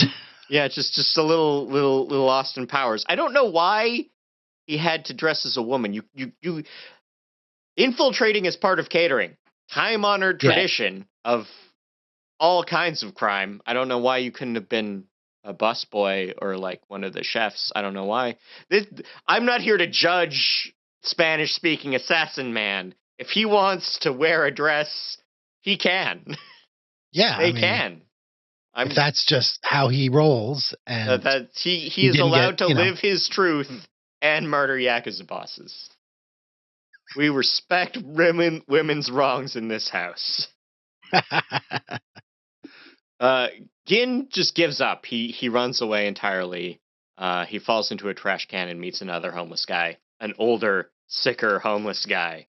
Who's wearing the exact same clothes as Gin. Yeah, he's wearing the exact same outfit. Like he is seeing it is himself. Very much a parallel to himself. He is seeing himself in a few years, and they share a drink, and they talk about, the loneliness of being drunk and homeless. And then the old man just, he starts to die. He starts to die. And he tries to confide in Gin a pouch. We don't know what's in the pouch. It'll matter later. But before he can die alone, drunk and happy, some teens just to beat them up. Just bum hunting. Just bum hunting. Jerks. This is, I think, the first time we start to hear Beethoven's Ninth. And the key to an excellent Christmas movie is that you start using Beethoven's Ninth as leitmotif. Very few Christmas movies do that, because Beethoven's Ninth, very secular. At least two of the best. Two of the best. Beethoven's Ninth is secular in its origin. It's very humanist. The poetry is very humanist. And the original lyrics. We'll get to the new lyrics they add later. Meanwhile, as Gin and this old guy are being beaten to death by teenagers, Miyuki and the baby are hanging out with another woman who only speaks Spanish, and they try to connect across language barriers. There's a scene of nursing, which is, again, our first nudity warning. They bond nicely. I mean, you can tell. It's sweet. It's sweet. They get each other. Miyuki has a weird extended dream about her backstory, where her dad is kind of mean, her mom is overtly religious and not getting it, not really helping. It's getting in the way of it. And Miyuki has a cat named Angel. The cat has run away. They fight over the cat running away. And then as the dream goes on, all the personages are replaced with Gin and Hana and the baby instead. This is as surreal as it gets here, and it's explicitly a dream. You compare that to other Satoshi Kon work, your Perfect Blues, your Paprikas. This is really straightforward. This is understandable. It's like, okay, I am transferring my past feelings to my current feelings.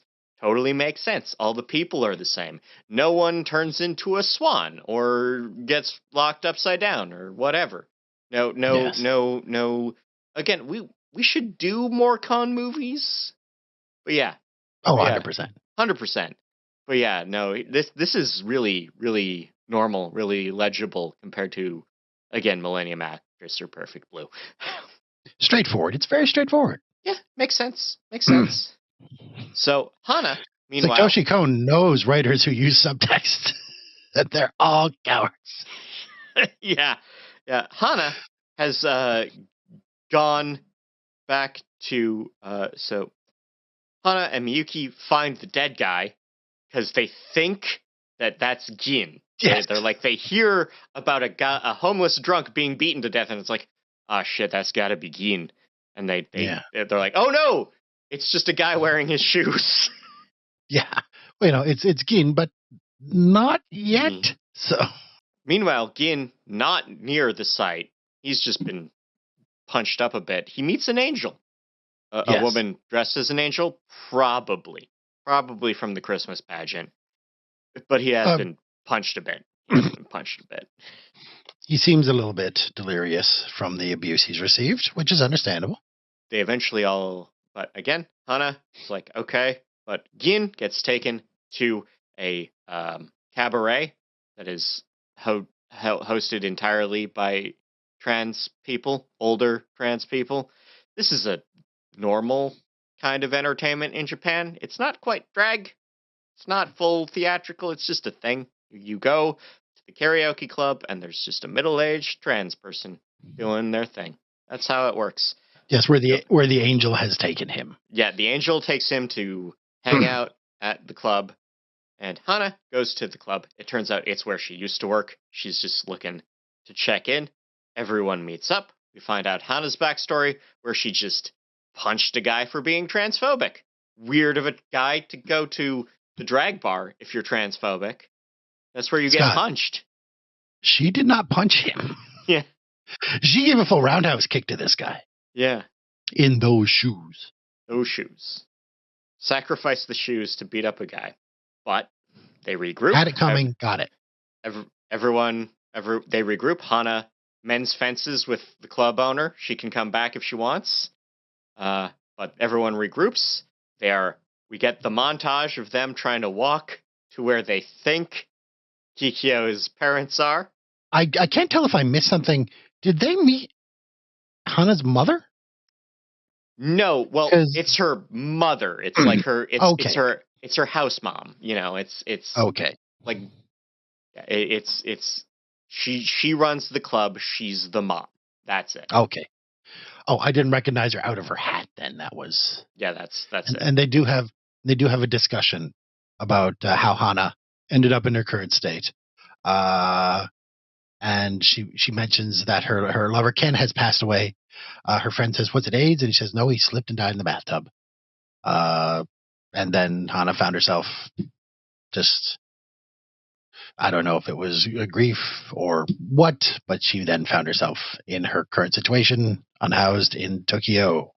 No, it's hard. It's hard to get a new apartment if your ID doesn't match. But they figure out where the house, where Kikyo's house is supposed to be based on some photos and some street addresses, and that house has been bulldozed. It has been wrecked? Just wrecked. It's going to be condos next week, right?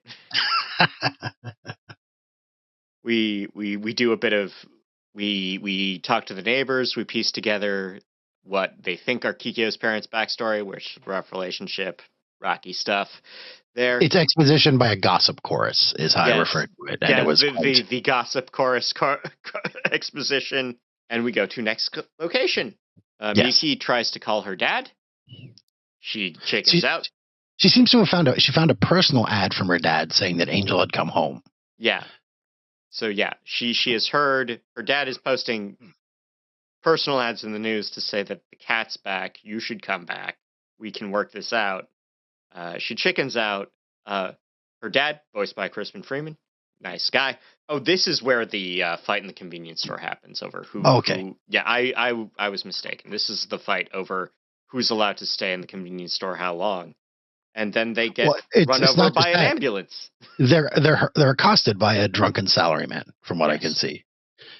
And the fight, which moves out of the sidewalk, does save their lives. Yes.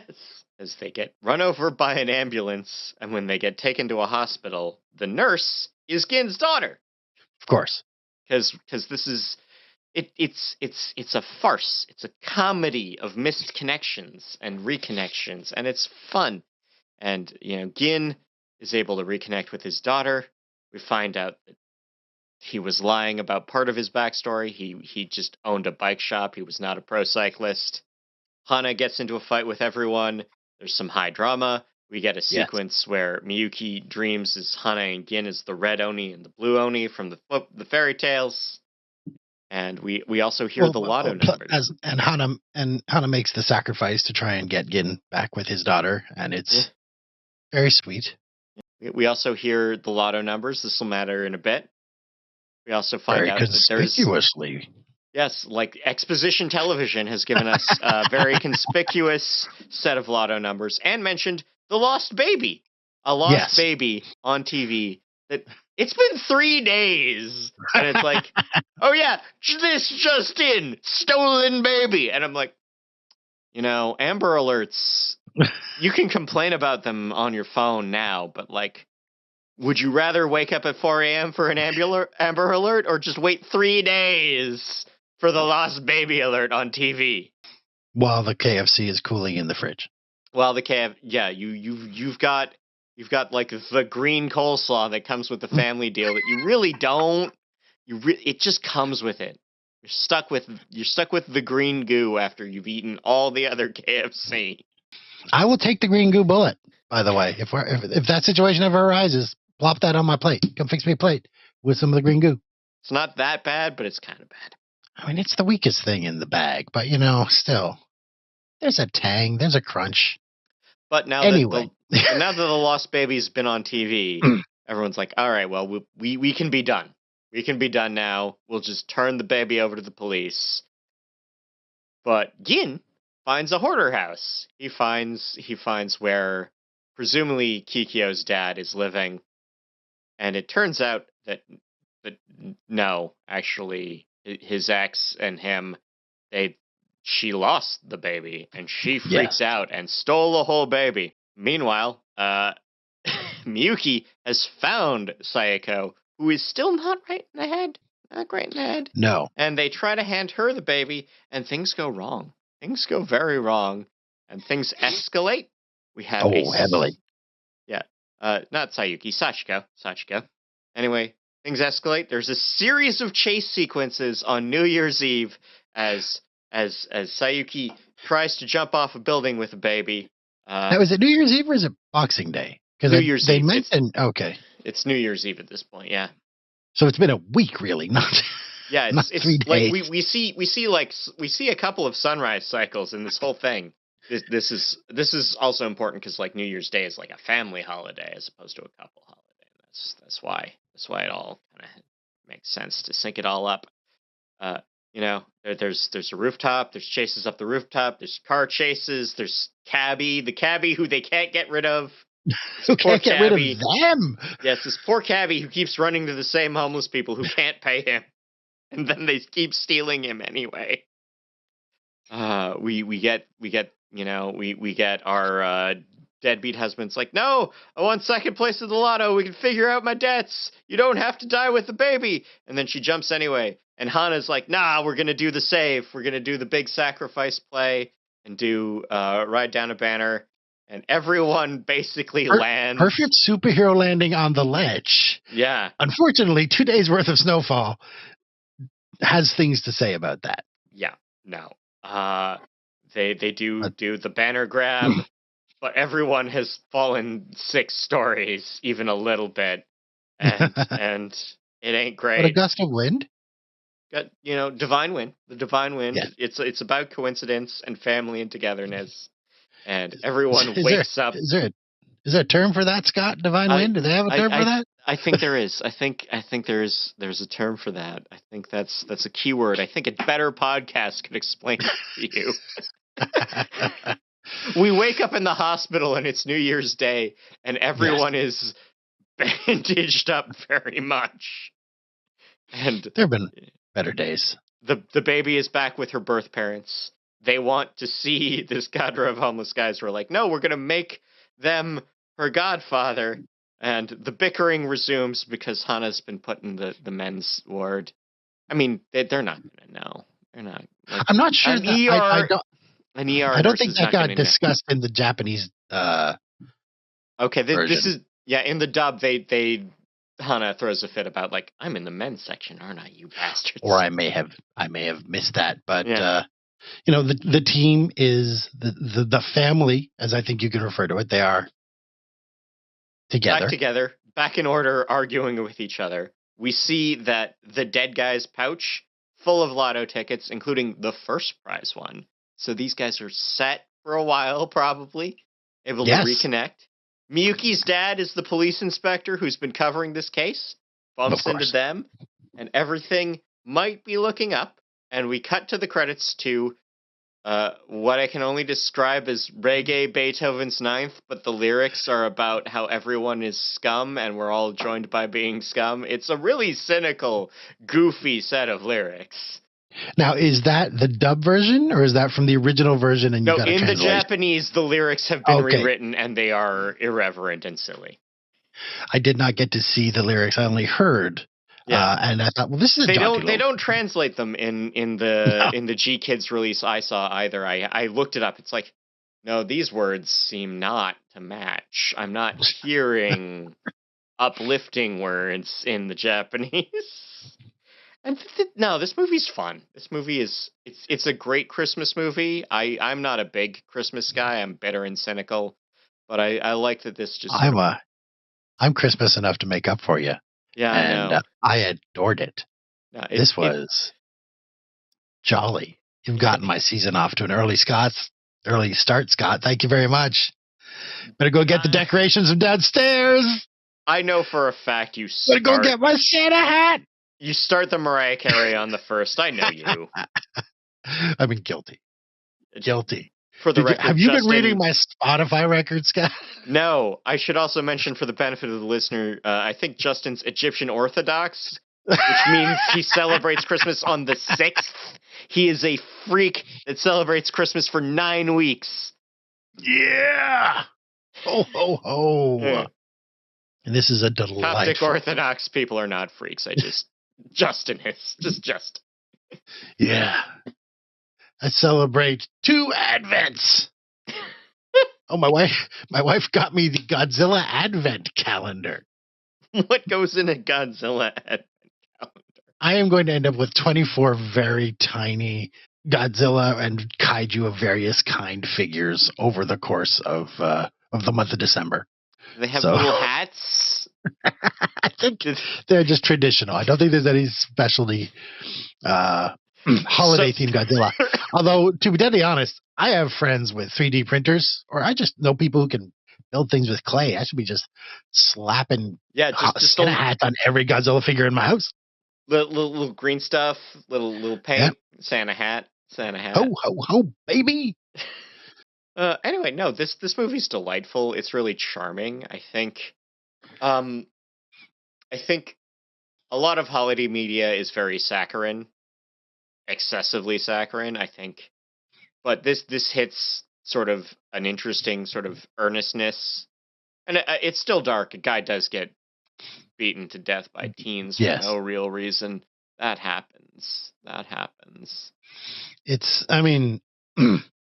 You've got the 3 main characters who have nowhere to live. Like there, they have found themselves on, they live detached from society. They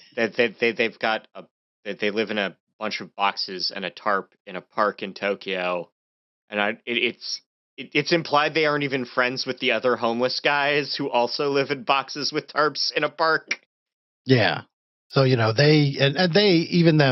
have the longing for family, they have the longing for connection, and they have that with each other, and then they find this infant, and one of the most universal human impulses is to protect a baby. I hope for most people, your first reaction when you hear a baby crying is not, would someone shut that infant up? It is that infant okay? For at least a second before you go, will someone shut that infant up? Because really, they're with someone who should be taking care of them. But, finding an abandoned child in a dumpster, especially where Hannah had just said, oh, I would really like to have a baby sometime. Later on, they encounter the soup counter lady who says it's a miracle. I think it's, again, there's a lot of really great just background art, and you get the vibe of Tokyo as a character. They move between different neighborhoods, and you see that reflected in how they move. I think one of the things I meant to mention is that in Miyuki's flashback, you see just how much weight she used to have.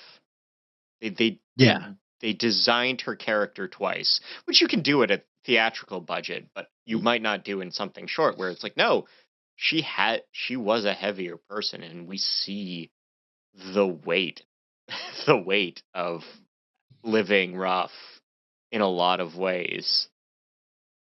It's not shy about hard subjects. Which you can miss, because for most of the film, she's got the traditional layered outfit. Yeah, she's like wearing 5 jackets and 2 hats. I love her hats. They're great hats. Yeah, the little dongle side one, and then you got the wide brim. Yeah. She's covered. But when you see her in the hospital at the end, she is obviously had the effects of eating what you can find in a dumpster. Yeah. And they're very...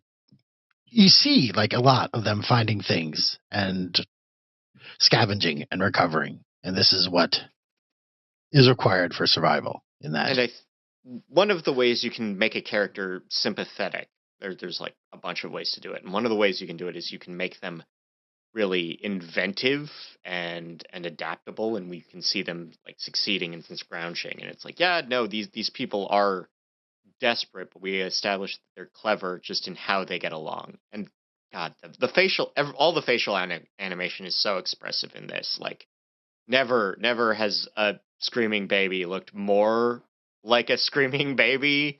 Like, any still of this is like, no, that's exactly what a baby looks like. They're not idealistic about the baby.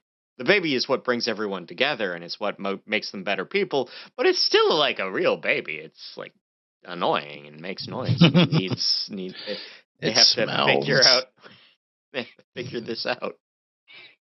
No, it is absolutely delightful. Rest in peace, Ateshi Kon. Thank you for this wonderful story you've given us. Amusing thing that happened on my own part several years ago. Before the website formerly known as Twitter hit the skids, film director Lexi Alexander, who you may know for a variety of, well, you probably know her for Punisher Warzone. Yeah, that's the big one. You know, many TV episodes and things. And she's got a martial arts film on Netflix that I don't think ever got released, which I'm going to have to figure out what happened there. Anyway, she released a list of Christmas movies, her 10 favorite Christmas movies, and Tokyo Godfathers is one of them, along with several other very enjoyable films, which I have archived on Letterboxd. Yeah. And yes, it is so good. All right, so that martial arts movie should be coming out soon. Actually, it's just sort of holed up in post production by the looks of things. But no, I want to thank you for listening to this episode. Leave a review, tell a friend, do the Ko-fi thing, or do the thing where you buy a series of boxes of imported snacks. Imported snacks are wonderful. If you do not have access to foreign candies, this is a way to gain access and be excited and delighted by what other people will put in a convenience store for a couple bucks. Anyway, it's not just random imported candies. These are curated. Thank you. Again, we will be back with a regular release not too far from now. But until then, see ya. Happy holidays.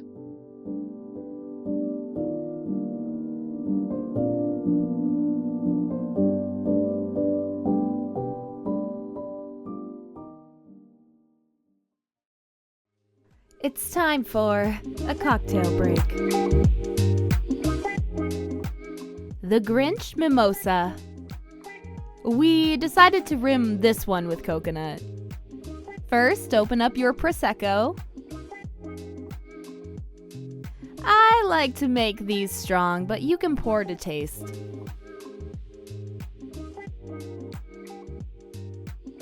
Add your orange juice.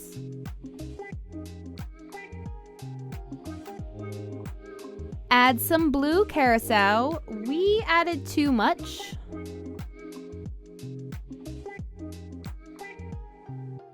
Still too blue.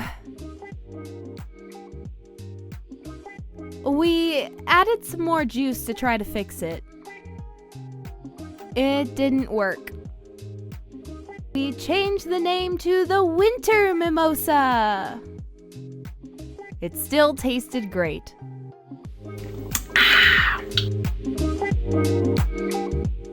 Now back to the show.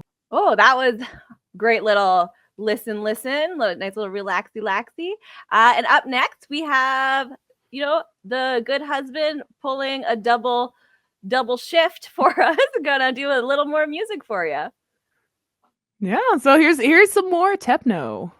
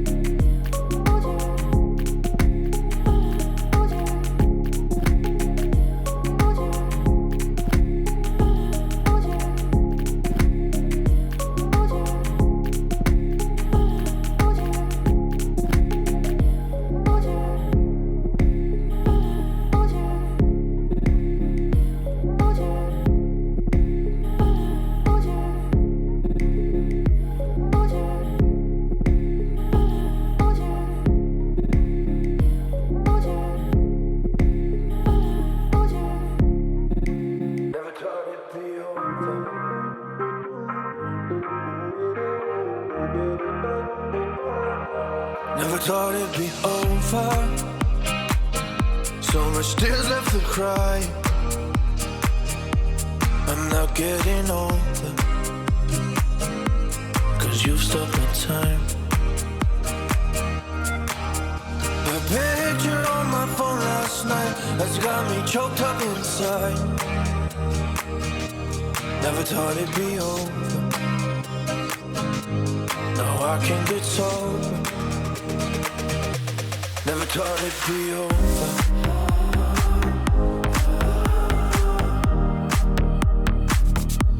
Never thought it'd be over. Over. Never thought it'd be over.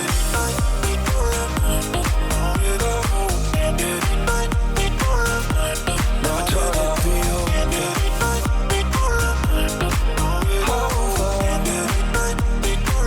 I felt we belonged together. It was all you and I thought getting closer, but it was just a lie. The picture on my phone last night has got me choked up inside. Never thought it'd be over. Now I can get sober. Never thought it'd be over.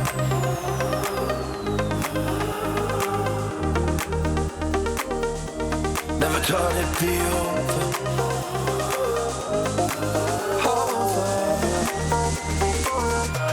Never thought it'd be over.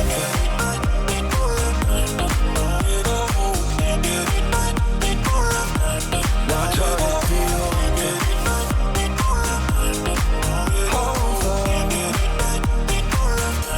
Never thought it'd be over.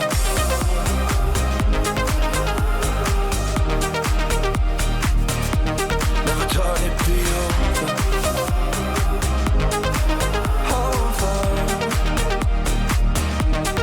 Now that it's over, there's no tears left to cry. I'm now getting older. I'll forget you and I.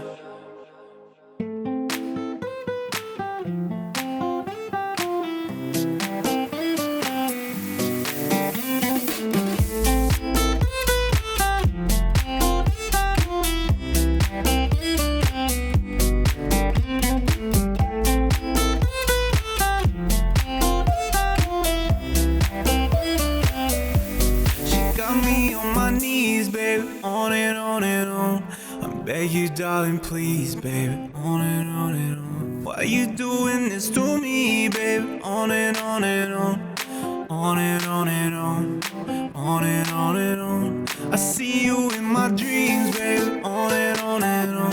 Now I can't even sleep, baby, on and on and on. Why you doing this to me, baby? On and on and on, on and on and on, on and on and on.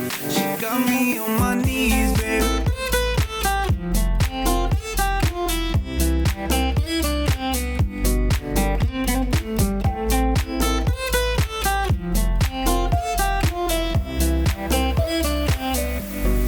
Leave that part to me, baby, and I'll steal the show.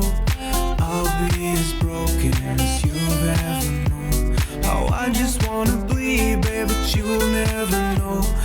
Keep it inside and it comes as it goes. So be happy for me, baby, someday, somewhere.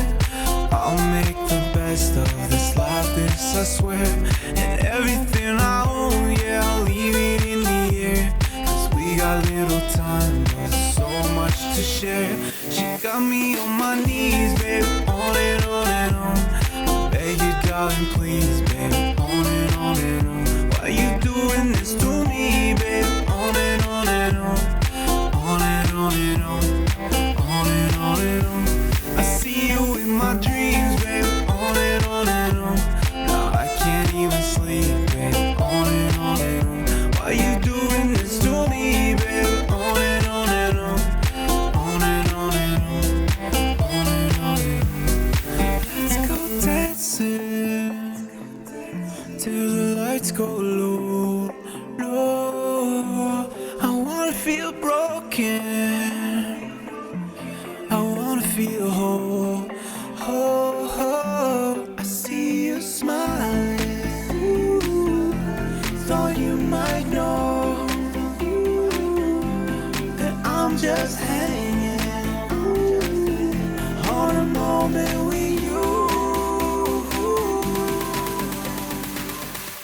She got me on my knees, baby.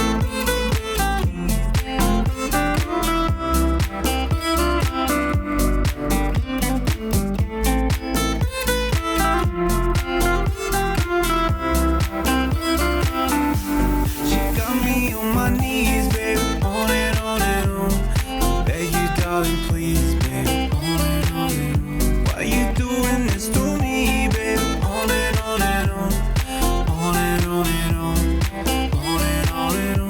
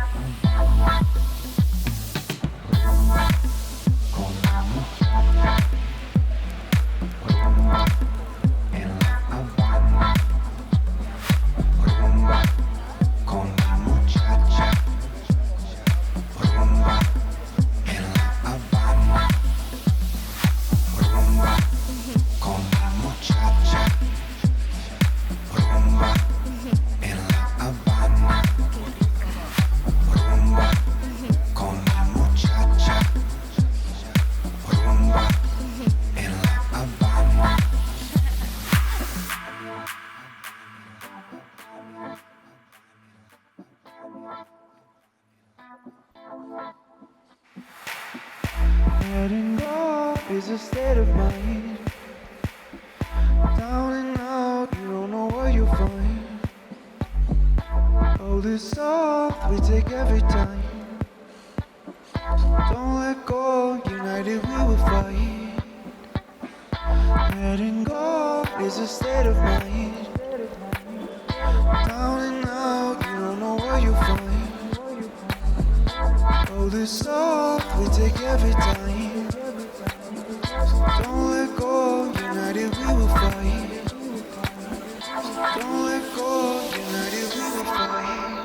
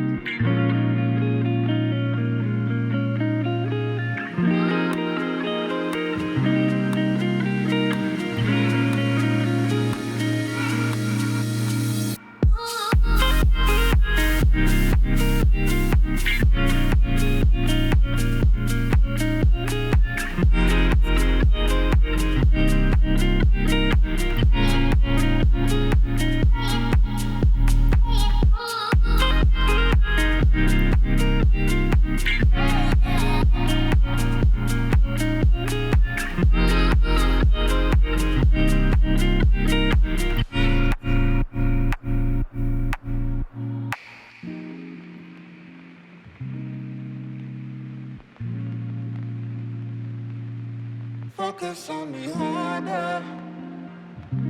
Stay a little longer. Baby, don't you leave. I can be your someone. Focus on me harder. Stay a little longer. Baby, don't you leave. I can be your someone.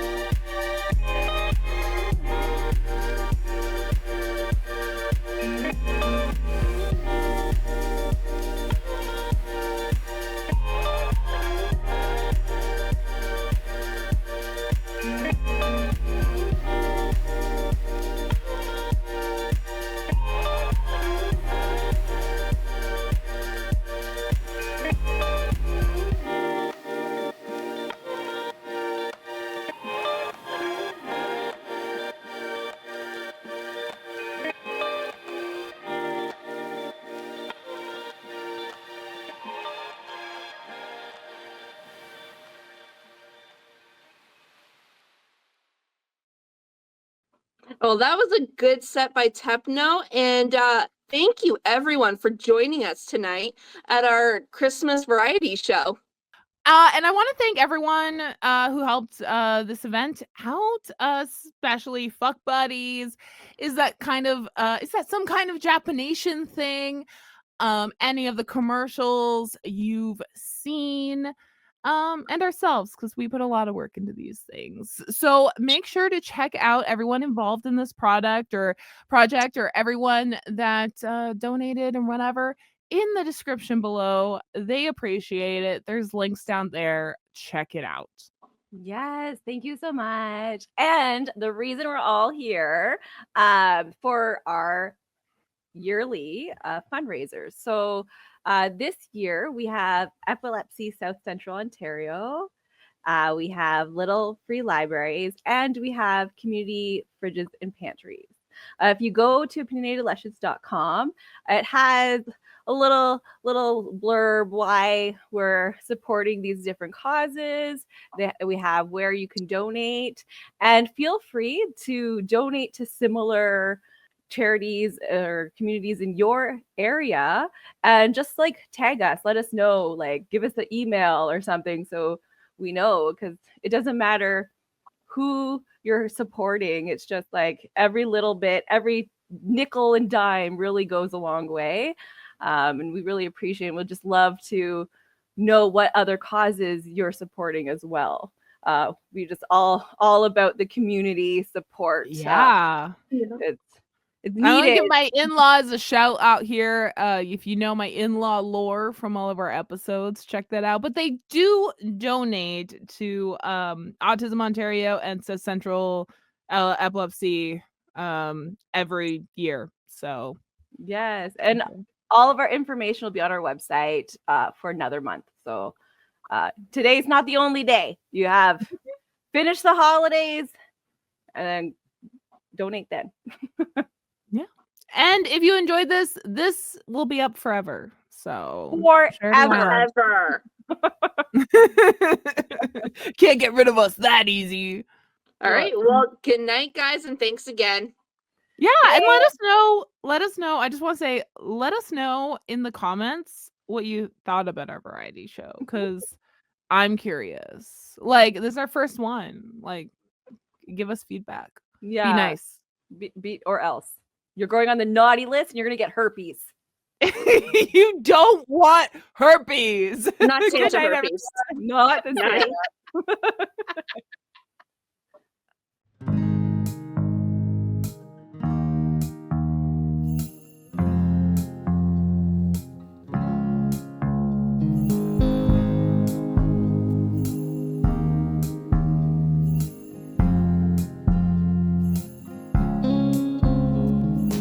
Eyes light up and I'm all confused. I am happy.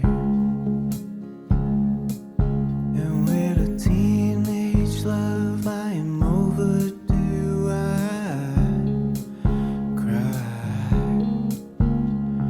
And I get loved by another you. I am sappy.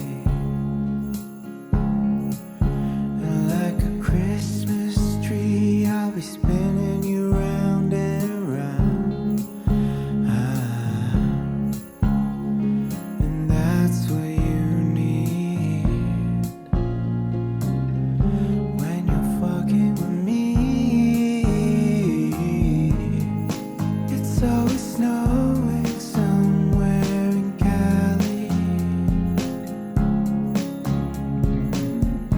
where the fever is low and the women are pretty.